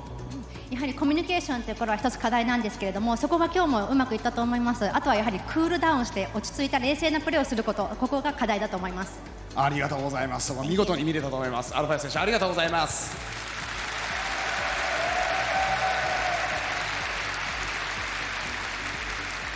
続いてダーク選手、本当にフナティック、スプリットでもそうでしたが、少人数戦の時の、味方を釣るような動きだったり、非常に巧みだとうまいなという印象がありました。そういった時は、IGL の、ボースターが、こうしようというのか、それとも残った、メンバーたちで考えているのか、少人数戦での、声の掛け合い、そういったところを聞きたいです。It's a question about when it comes to 2 versus 2 or 3 versus 2. Is that bolstered the IGL to give you advice, or is that your decision to make goal? I think it's a bit of both. Bolster helps us, and usually two people in the clutch, they just communicate with each other, and everyone's giving ideas and information. そうですね、IGL のボスター選手、そして自分たち個人個人の意見というのが両方生かされていると思います。やはりクラッチの場面では個人個人の意見、そして自分たちがどうやって動くかというところが大切になってきますので、自分たちの意見も取り入れて動いています。はい、ダーク選手ありがとうございます。非常にパワフルなプレーをね、本日も見せていただきました。ありがとうございます。さあ、そしてボスター、本日の試合も本当にフナティックのメンバー全員が笑顔を見せるような、場面が多かったです。本当にこの、本日のなんかパフォーマンスというか、そういったところはどういったところにあったんですかね。So every time we see everybody's face on the monitor, everybody was actually smiling. So were you relaxed, or did you have fun during the game? Can I say one thing before I answer? Of course. I practiced this. Konnichiwa Japan, konnichiwa minasan, kate minasan no ON o kikete ueshii desu. Oren. I got more. Wait. 応援ありがとうございます。みんな大好き。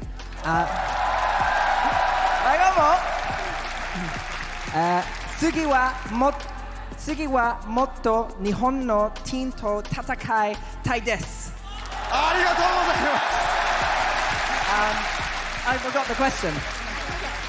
So every time we see your face on the monitor, you guys are smiling all the way. So were you relaxed during the match, and you enjoyed during the match? Yeah, I think it's one thing we really wanted to focus on coming into this grand finals, and every game is we win when we stay positive and we have fun. That bind first half, it's safe to say we weren't having fun. There's a lot of problems happening that, you're 2-0 up, we're going to win, and then we bottled it a little bit, but we came back on attack, so I'm happy. やはり自分たちがポジティブでいられる前向きなプレーができている、気分的にもしっかりと上がっている時こそ勝てるというふうに自分たちは思っています。なのでバインドの前半は苦しみましたので、実はあまりハッピーではなかったのが正直なところなんですけれども、やはりまずは自分たちの気持ちを上げていくところが大事だと思っています。ありがとうございます。気持ちを上げる、はい、そんな大事なことを聞かせていただきました。そしてミニコーチにもお話を聞いていきましょう。もう選手を見守る立場、ドキドキだったと思います。ドキドキしてたと思います。いかがですか、今の気持ち。 So you must be very nervous during the match, Coach Maney. How are you now? I'm a lot better now, yeah. I was a bit nervous during the first half of Bind, obviously. But no, I'm usually very calm, I think. I think that's my strength, I'm very calm. But Bind made me very nervous. I'd like to also just take 1 second to thank our assistant coach, who isn't here with us. He's decided to stay home and help us prepare from home. So shout out to our assistant coach and to all the backroom staff and all the fans. All the Japanese fans have been amazing, so thank you very much. そうですね、やはり緊張しました。特にバインドの前半は緊張感の高まる瞬間がありましたので、自分自身もすごく、張り詰めていました。でもそれ以外はリラックスして指示を出すこともできましたし、最後に一つ、地元に戻って自分たちを遠隔で指示してくれたコーチにもここからお礼を言いたいと思います。ありがとうございました。ありがとうございます。みんなで勝ち取った優勝、ありがとうございます。それでは最後にね、フナティックでは期待の新人ボースターに締めてもらいましょうか。グローバル世界に向けて応援してくれた皆さんにメッセージをいただいていいですか。 Okay, and lastly, I would like you, Bolster, the uprising rookie of the team. Remember, you wear this ribbon. Yeah, that's you. So please give everybody a message on behalf of your team. We really appreciate for everyone coming today and cheering for both teams. It was really sick. Like even EG was getting a big applause, and also just for being awesome. Yeah, みんな大好き you know? ありがとうございます。みんな大好き。ありがとうございます。さあ、それではトロフィーを改めてマスター総協チャンピオンに輝いたのは EMEA 代表フナティック。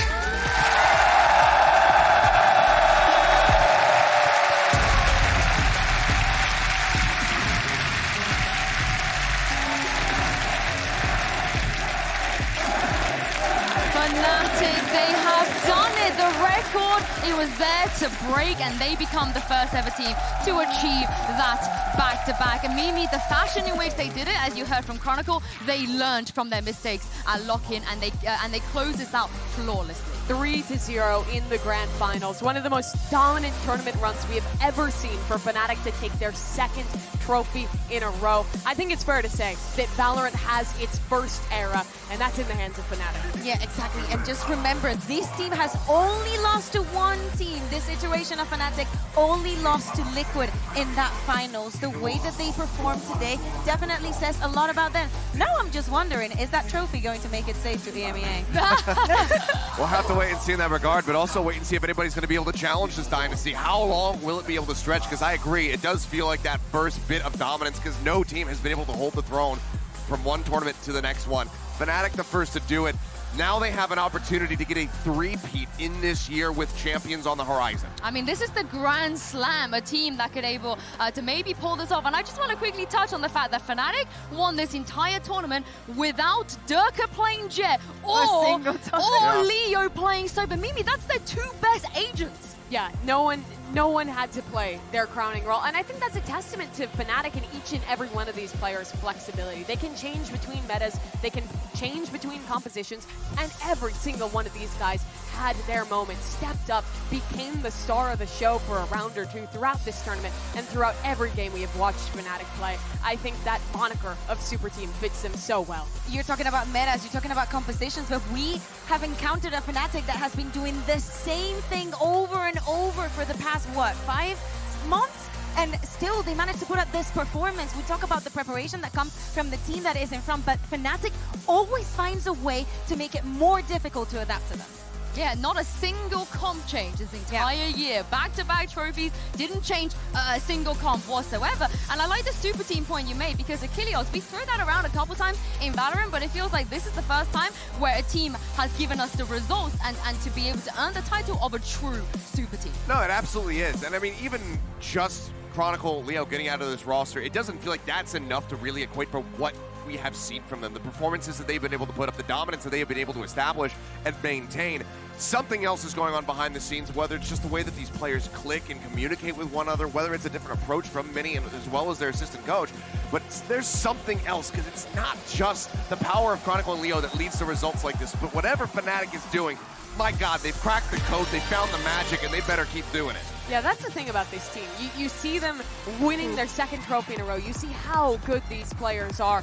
And you can't point out one single guy who looks like the best, who's the star, who shines the brightest. But I think the guy who has made history is Chronicle. Now, still, the winningest player in Valorant history. This is his third international title. Every team this guy is on is incredible. And the legacy he's building with Fnatic is incredible. Yeah, he is the finals boss, definitely, for the record that he holds now. And Fnatic, they have not only won this, they also won the extra spot for LCQ for EMEA, meaning that 5 teams will be representing the region at the end of the year in Champions. Well, in a couple months. Yeah, I can't wait to see that. I You're also scared, want to Sam? touch on, I know you mentioned Mini and SLK. I want to touch on that as well, because coming into this tournament, you know, no one else has qualified for more tournaments internationally than Mini and Chet. It was always Mini and Chet at every single one. Mini's just missed one. In 3 years of Valorant, the only one he missed was Masters Berlin. And for him as a coach at this point in Achilles, he's the greatest coach of all time in Valorant. I mean, he kind of has to be. I believe, you know, we still got to throw, like, maybe Termi into that mix. You know, I got to give him something in there. But, yeah, I think you have to make that equation or come to that conclusion. It just continues to drive in that direction. The results that he's able to put up, the fact that he's able to just keep these guys leashed, and then when they do get let loose a little bit too much. He's able to rein them back in with these timeouts. You know, like he said in the interview earlier, sometimes I just have to call pause and I just have to kick him in the ass a bit. And it works every single time. Yeah, a lot of people are scared of Mini, but I want to touch upon something that he also said in the interview. Thank you to SLK. The fact that he decided to stay home, work from then, and give us 100, because also with the time zones that we're working here, it is a very long stretch, working overtime, time and time again for Fnatic. Of course, they went without dropping a match this tournament, but still, prepping for a couple of opponents each time that you play next, it's a lot of work. I mean, this is the thing with SLK. The reason that they brought him in was because he had a huge vouch from Durka. Of course, SLK was his coach on Crow Crowd. You have all of these history and chemistry that they have between them, and Mimi, you can see that this is just the perfect recipe for success. It absolutely is for Fnatic. They proved it at Lock-in, they proved it in the MEA, and they proved it again here in Tokyo. But I do want to take a moment to give some credit to EG, because Yes. they are such an unlikely team to have made it to this grand finals. They faced so much adversity. So many people doubted them. I'm sure at moments they doubted themselves being able to come through the stage, achieve what they did here, and not only making it to the grand finals, but pushing Fnatic. They're the only squad in this event who managed to take a map off of them, who pushed them to overtime in that final map as well. Yeah, and I mean, I'm right there with you. All credit in the world. I think that the way that Pine got away from them, obviously, going to be a bit haunting for them, not being able to close it out, having it go to OT and losing from there. But you have to just brush past that if you're EG and focus on the future, because this was an incredible performance from them this entire run throughout. The turnaround at the beginning of Americas to today is just staggering to see. And with Champions still on the horizon, a bit more time to continue to build up and, you know, just prepare more strategies, prepare more maybe crazy picks like we saw from them there with that Reyna and Chamber. They can have more stuff like that up their sleeve. They can catch just about anybody off guard. So I'm really looking forward to seeing this team gliding forward into Champions, because they deserve this spot in the final. And thinking about the position that Fnatic is right now as possible, or maybe just even the best team in the world, what EG has managed to accomplish in this tournament, I think speaks volumes for the amount of time and the amount of preparation that this team had coming into this tournament. A flawless group run, and actually only losing to Fnatic in the entire tournament. So can we be mad at them? I don't think so. I don't think so either. And Achilles, what you mentioned on Vine, I feel like it's more of a testament to Fnatic being able to learn from their past mistakes. How many times did Fnatic throw the games like that? How many times did they not manage to close out a game? And Mimi, EG, this team's going to be around for a long time, and I have no doubt they're going to be equally as successful. They absolutely will. Champions. Yeah. They have champions on the horizon. And just think back to the series of dominoes that got them here. 4-5 in the regular season in Americas. No one thought they would make playoffs. MIBR has to beat 100 Thieves. A crazy upset there. And they make it to playoffs. And this crazy run happens off of that. It feels like a miracle for EG, but at this point, after pushing the best team in the world in the grand finals, I think we have to move past that and really start to think about EG as what they can be, as favorites, as one of the top spots now going into Champions. I have a quick question, sorry. I mean, coming to this tournament, we speak about, are the players of Fnatic best in slot? Are they the best in their roles, you know, even outside the game, IGL and coach and so on? Kilios, after this win, would you say that they are? Can we definitively say that? I think that there's arguments to be made, obviously, but as far as the total package goes, because the thing is, it's not plug and play. You can't just say like, okay, I'm going to take the 5 best players in every single position, put them on team, and I'm going to find success. We have seen that strategy fail time and time again with so many squads, and it's just not a way that you can actually approach the game. You have to go for synergy. You have to go with players that are comfortable with each other, that can really, you know, just vibe off of one another in the lobby, and that is clearly what Fnatic has. So even if they aren't the best in every single position, which they're damn close to the top if they're not, they're by every measure the best team in the world. Even outside of the guys that are consistently putting up the star performances, your Leos, your Chronicles, your Durkas, I mean, just everyone on the team pretty much. Yeah. They made it look like it was plug and play. They added 2 new players in Chronicle, in Leo at the beginning of this year, and they made it look like it was plug and play. Their first tournament lock-in, they come out swinging, they win that one. I think that's a testament to how good these individuals are, and also how good the leadership, the core of Fnatic is. I think we also have been in the situation in the past where so many good players, the best players out there, have been put together into a team and have it not working, not, you know, living up to the expectations, to the name that they had built for themselves. maybe different metas, different, times of the game, but actually not being able to merge together. In the past, I still remember when Dirk joined, when Alpha joined this team, and everybody was like, is this the right merge? Is this going to work? It doesn't. Just because a player has a good performance in one team doesn't mean that is going to translate into the next iteration. And I think that Mini, time after time, has proved that he makes the best decision. I assume not just him, but he makes the best decisions for Fnatic. And that's where the comparison, again, goes back to the team that they just beat in the finals, because EG had that same story. Every one of their roster moves was doubted. At the beginning of the year, people were saying, oh, do they not even know they made partnership? Why aren't they making any bigger changes? People doubted them so much, but they committed to these players, committed to this plan, did the things that the community did not want them to do, took those risks and benefited from it to now be in the position they are today as a second-place team at Masters.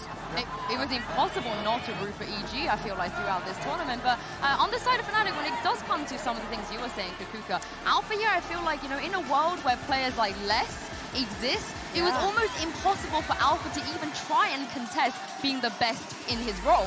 But I just want to say, the consistency that he's shown with the Cypher setups, his kills, I don't remember a single map in this tournament where Alpha looked below average. Not once. I mean, I think you could say he looks basically night and day compared to what we were seeing from him just last year when they were competing over champions in Istanbul.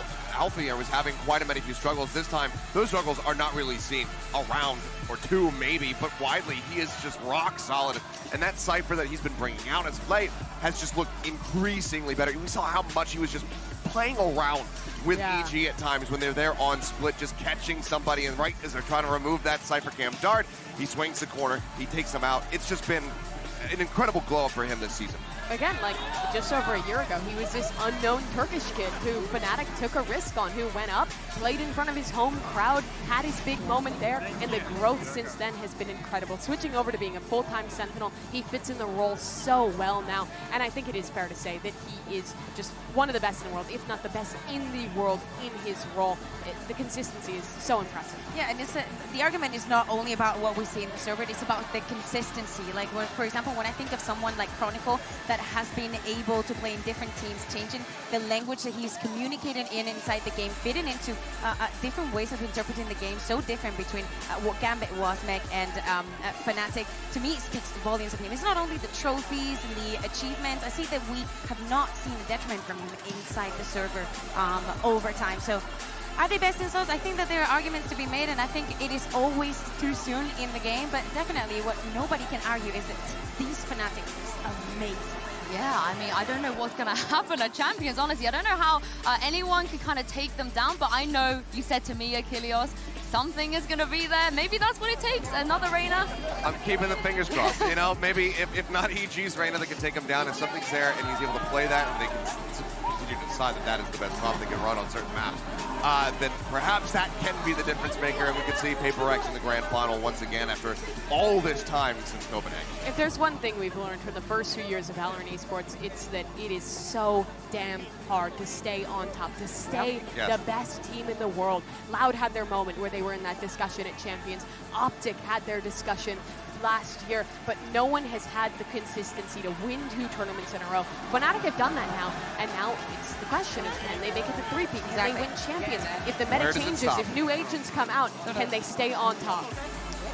I think that it's crazy to think that, as I said before, 2023 might be the year for Fnatic, and I think that many people, especially the teams competing in the tournament, they see them as the final boss, as the one to beat, and they see them as not only serious contenders, but #1 to get in that trophy also at Champs. And again, going back to EG, the experience that they've gathered here, playing day after day after groups, and then on to playoffs, and again, only losing against Fnatic, I think it's the kind of experience that no other team is going to have until the champions arrives. Yeah, I mean, this point you made about staying at the top, Mimi, I think it's so poignant. But one thing that's made me a little bit kind of happier with the way Fnatic won this tournament is that in the past, when it gets to situations we saw on Bind, they might have just taken that loss and tried to hope and win it on the next map. And this time around, they didn't do that. The mentality of this team and the way that they've been able to learn from their past mistakes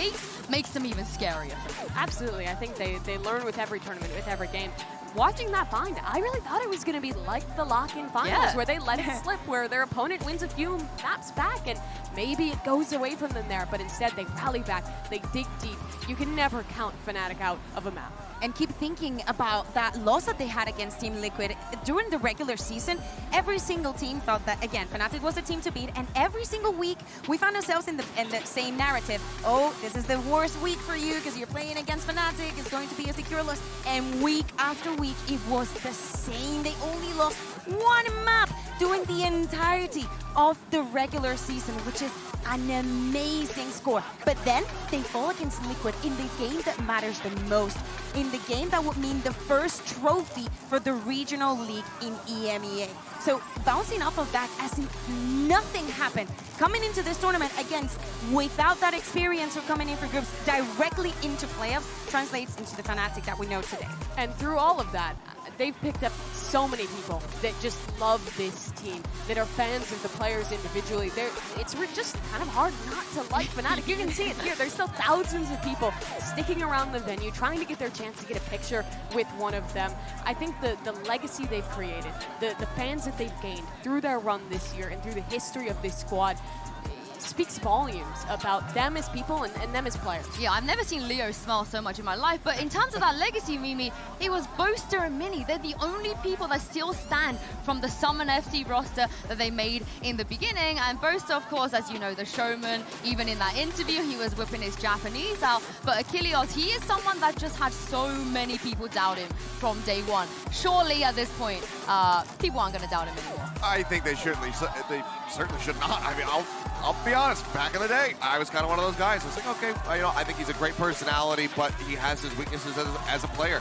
He has shored up those weaknesses immensely, and his IGLing has only gotten better as time has gone on. And I'm not just saying that because you're sat next to me. It's because Kakuka is sat next to you, isn't it? Are you scared? It's because you of should that. be. Yeah. She scares me. But you're talking about the experiences that these teams are going to have. I don't think that there's ever going to be a team that is sharing this same experience that Fnatic is having at the moment, because like you said, there are still so many people here patiently waiting just to get autographs, to get a high five from these guys, because that's how much they care, not just about this team, but about the game itself. It's just been, I think, the best event that we've had to date, and hopefully this just continues to trend in the right direction, continues to get better and better with every series. This crowd, Tokyo, has been amazing. But going back to Fnatic, everybody at home, remember, for Fnatic, this wasn't an easy journey. We've known Fnatic since the almost beginning of this game. And the fact that they were able to make it to international events, but never getting the win, working from the bottom to the top and not achieving their goals, it was only through time, through effort, through putting in that hard work, through taking all those losses, going back home after making it to finals and just not achieving anything.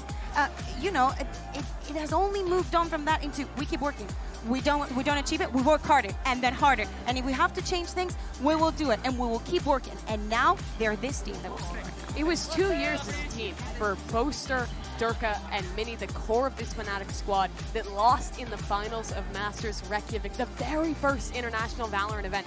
2 years until they lifted their first trophy at Lock-In at the beginning of this year in Brazil, and now they've lifted their second. I think that those three, the core of this team, is proof that hard work, dedication, staying together as a squad, giving time to the project, learning from losing, making those changes, is really what matters, and it's how you can actually end up making a legacy like they've now attained. Honestly, if you had said Fnatic will be the team that's going to be able to achieve the back-to-back out of, the dominance of Loud, Optic, NRG, even DRX, Seth, I don't think I would have believed you.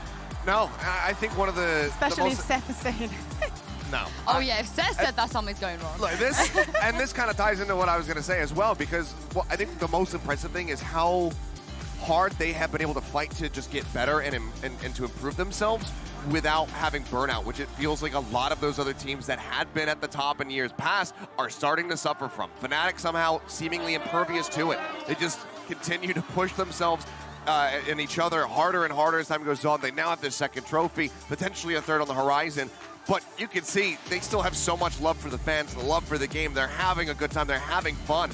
As Boaster and them were saying in the interview, like, when we're winning, when we're having fun, they weren't having fun for a little bit there on Bind, but then they got into the group, they started having fun, and now they're having a hell of a lot of it. And now, next question, and I think many teams will have, is when is Fnatic going to peak? Because every team has a moment where they peak, and now from there is about how slowly they decrease that performance. When is Fnatic going to look human again? When Maybe they haven't even begun to peak.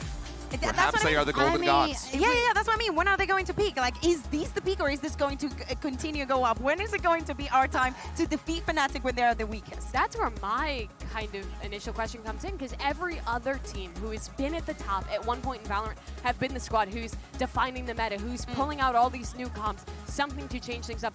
Fnatic have played the same comps all year, and they have defined stuff. The half armor meta, the way they play around the economy, bringing out Odins on Lotus, really putting an emphasis on min-maxing their orbs, on having set plays to coordinate their ultimates and their utility. You even see in EG, the team who ended up facing them, taking a lot of the influence from Fnatic. They've been influential in those ways, but they still have stuck to a lot of the same game plans. And I think this team has proved that they are a squad who will come up with those new ideas. When a new patch comes out, we'll be innovating. We'll keep up with the meta. And I think that's where we really see how long this dynasty can last. I mean, this is the thing with the new agent coming out, which I'm sure Alpha will be jumping straight to that. But Fnatic are also just traditionally, historically incredible at all of the new maps. With the exception of maybe Pearl, they seem to thrive more when a new map comes out because they just, like you said, Mimi, they innovate and they make up all the things that other people start to copy. I still want to see them, like, and it's in my head, I'm thinking that I'm kind of sad that they made it through the upper bracket because I wanted to see their Pearl. I mean,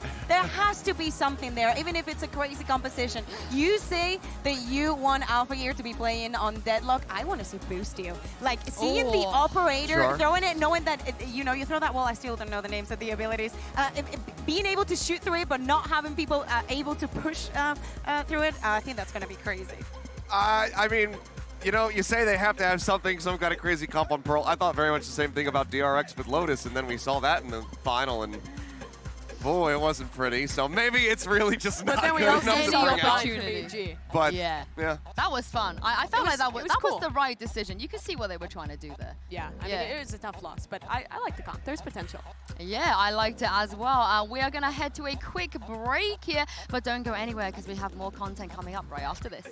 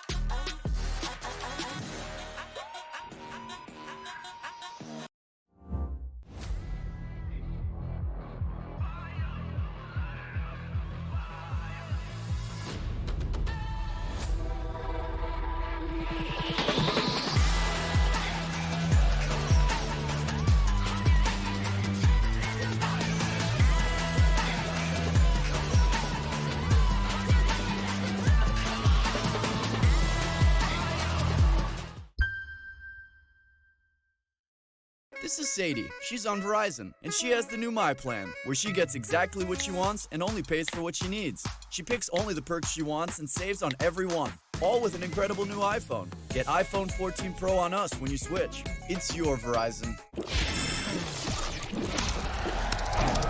Red Bull gives you wings.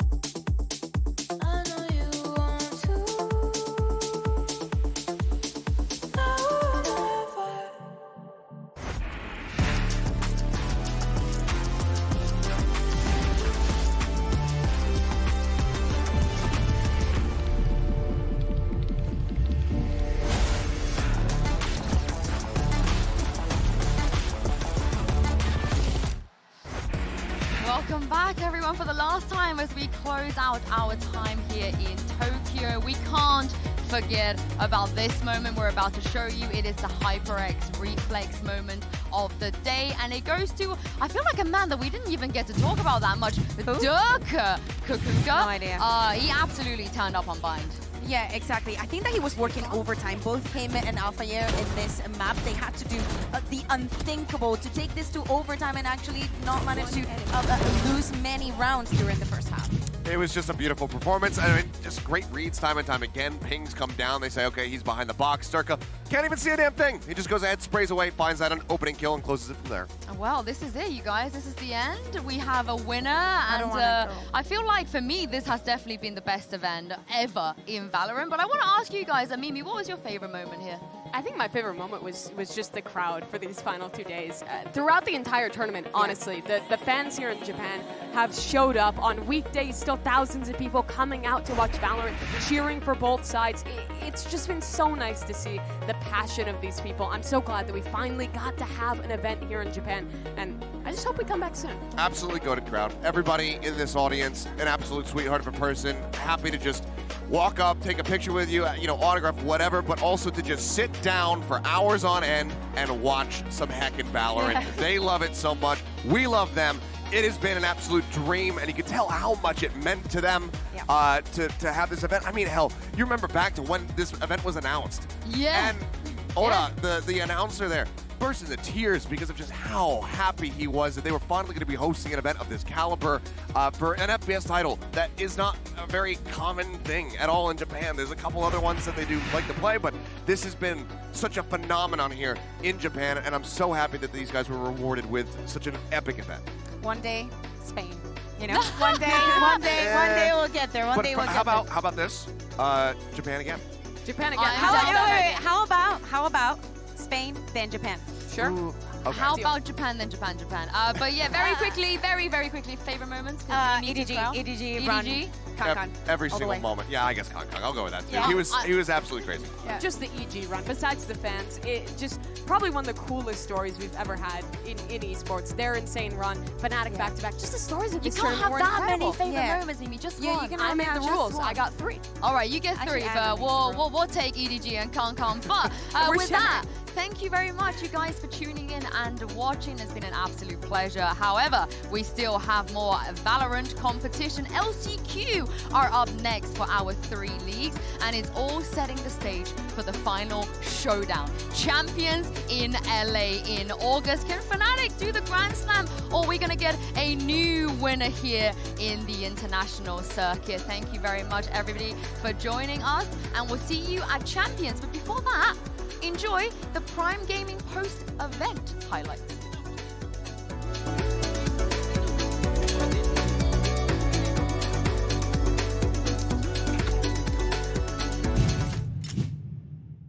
It's Grand Finals day here at the Makuhari Messe, but before we even get into the meat and potatoes of the day itself as well, we have a lovely little teaser here. I'm Bren, joined by Saito as usual as well, and Coleman Palms as well, the Associate Director of Product Management here at Valorant as well on the dev side. Let's get this started. This is going to be so sick to see. Team deathmatch on the big stage, a clash between 2 of these teams as well. A nice little teaser to set the taste buds right, just before we get into, the grand finals as well later on today here at the Makuhari Messe. Heli in the chamber just setting up over towards this left side too.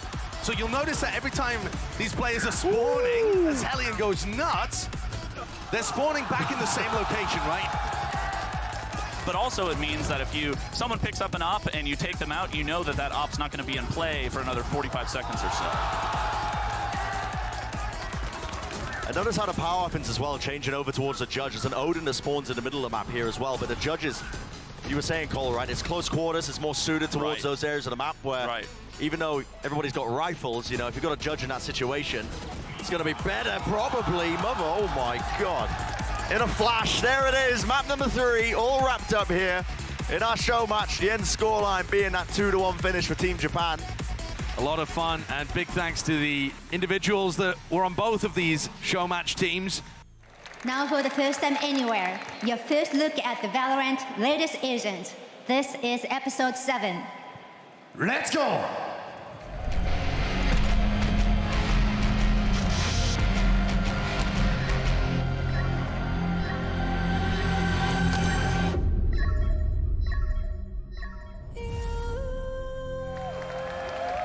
幕張メッセの皆さん、準備はできてますか？もう一度聞きます。世界中の皆さん、Are you ready? In this capacity crowd here in Tokyo, legends will be made. Evil Geniuses returns bloodied and bruised for another war against Fnatic, who are looking to do something no other team has ever been able to accomplish. Win back-to-back international events. Today, a legacy will forever be forged. It's time for the grand finals of Masters Tokyo. Busio can be the one really committed, and he gets away with murder. Finding two looking the wrong way. Ethan make himself the sacrifice, and it works. And Boost's been dealt with. Big boy Bustio. Durka though, look how quick he responds to this. Alpha's there with him. Oh, it's stunning from Alpha. Fnatic firmly in control. At least get Chronicle down, but look at it. How do you get past Alpha and Leo? Jorgamo is not gonna do it. Fnatic are in full form now. Nats map 1 in the pocket of Fnatic. Gives himself the angle and gives himself the fight. The paranoia sent in is perfect. They can't get past Ramp. They can't get past Chronicle. I guess you can't play normal 5v5 Valorant against Fnatic, but you can ask Bustio to absolutely decimate them on the cross. Baby. Yeah, no, Durka's just absolutely let off the leash in this one's all but done. Jogmo gets away with it though, gets ahead of that flash. It's Durka on the other side who's having a miraculous round. Fnatic once again, 13-11 on split, and EG sent reeling back. Wait, Bustio's cooking up something here. Oh, he's going ridiculously too deep, but Demon 1 up for the trade. Look at Durka, oh, he's got the moves. Durka dodges everything. Demon 1, that's a chance. But they work forward, 40 seconds down. Now they know, oh, Ethan for the 1v2. It ain't gonna happen. EG figuring it all out. It's a boss. It's a boss. I don't know what's happening there. He's lost his teammate, Comp's gone down. Demon 1 checked on, so heads up. Dare commit, he has to now. Hand forced, and Durka delivers. This guy in finals is just a little different. Oh, and Jorgamo smacks his head on the way out. It's not going to be easy, because it looks like it's going to be OT. A 1v3 for Com, and he's got no time to play with now. Face the music and face OT. Fnatic taking us all the way. Leo, the one to send him away again, as Fnatic's dynasty starts today. Back-to-back international winners, the first of their kind. Incredible run from Fnatic.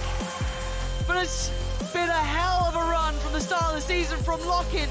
All the trials they faced, Fnatic succeed. The first of their kind. The trophy is all theirs. The winners of the Valorant Masters Tokyo event, Fnatic!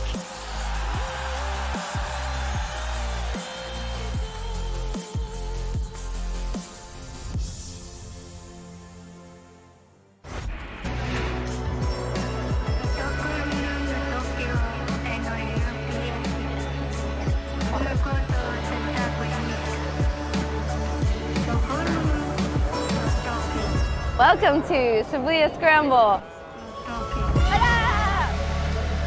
We're scrambling like eggs.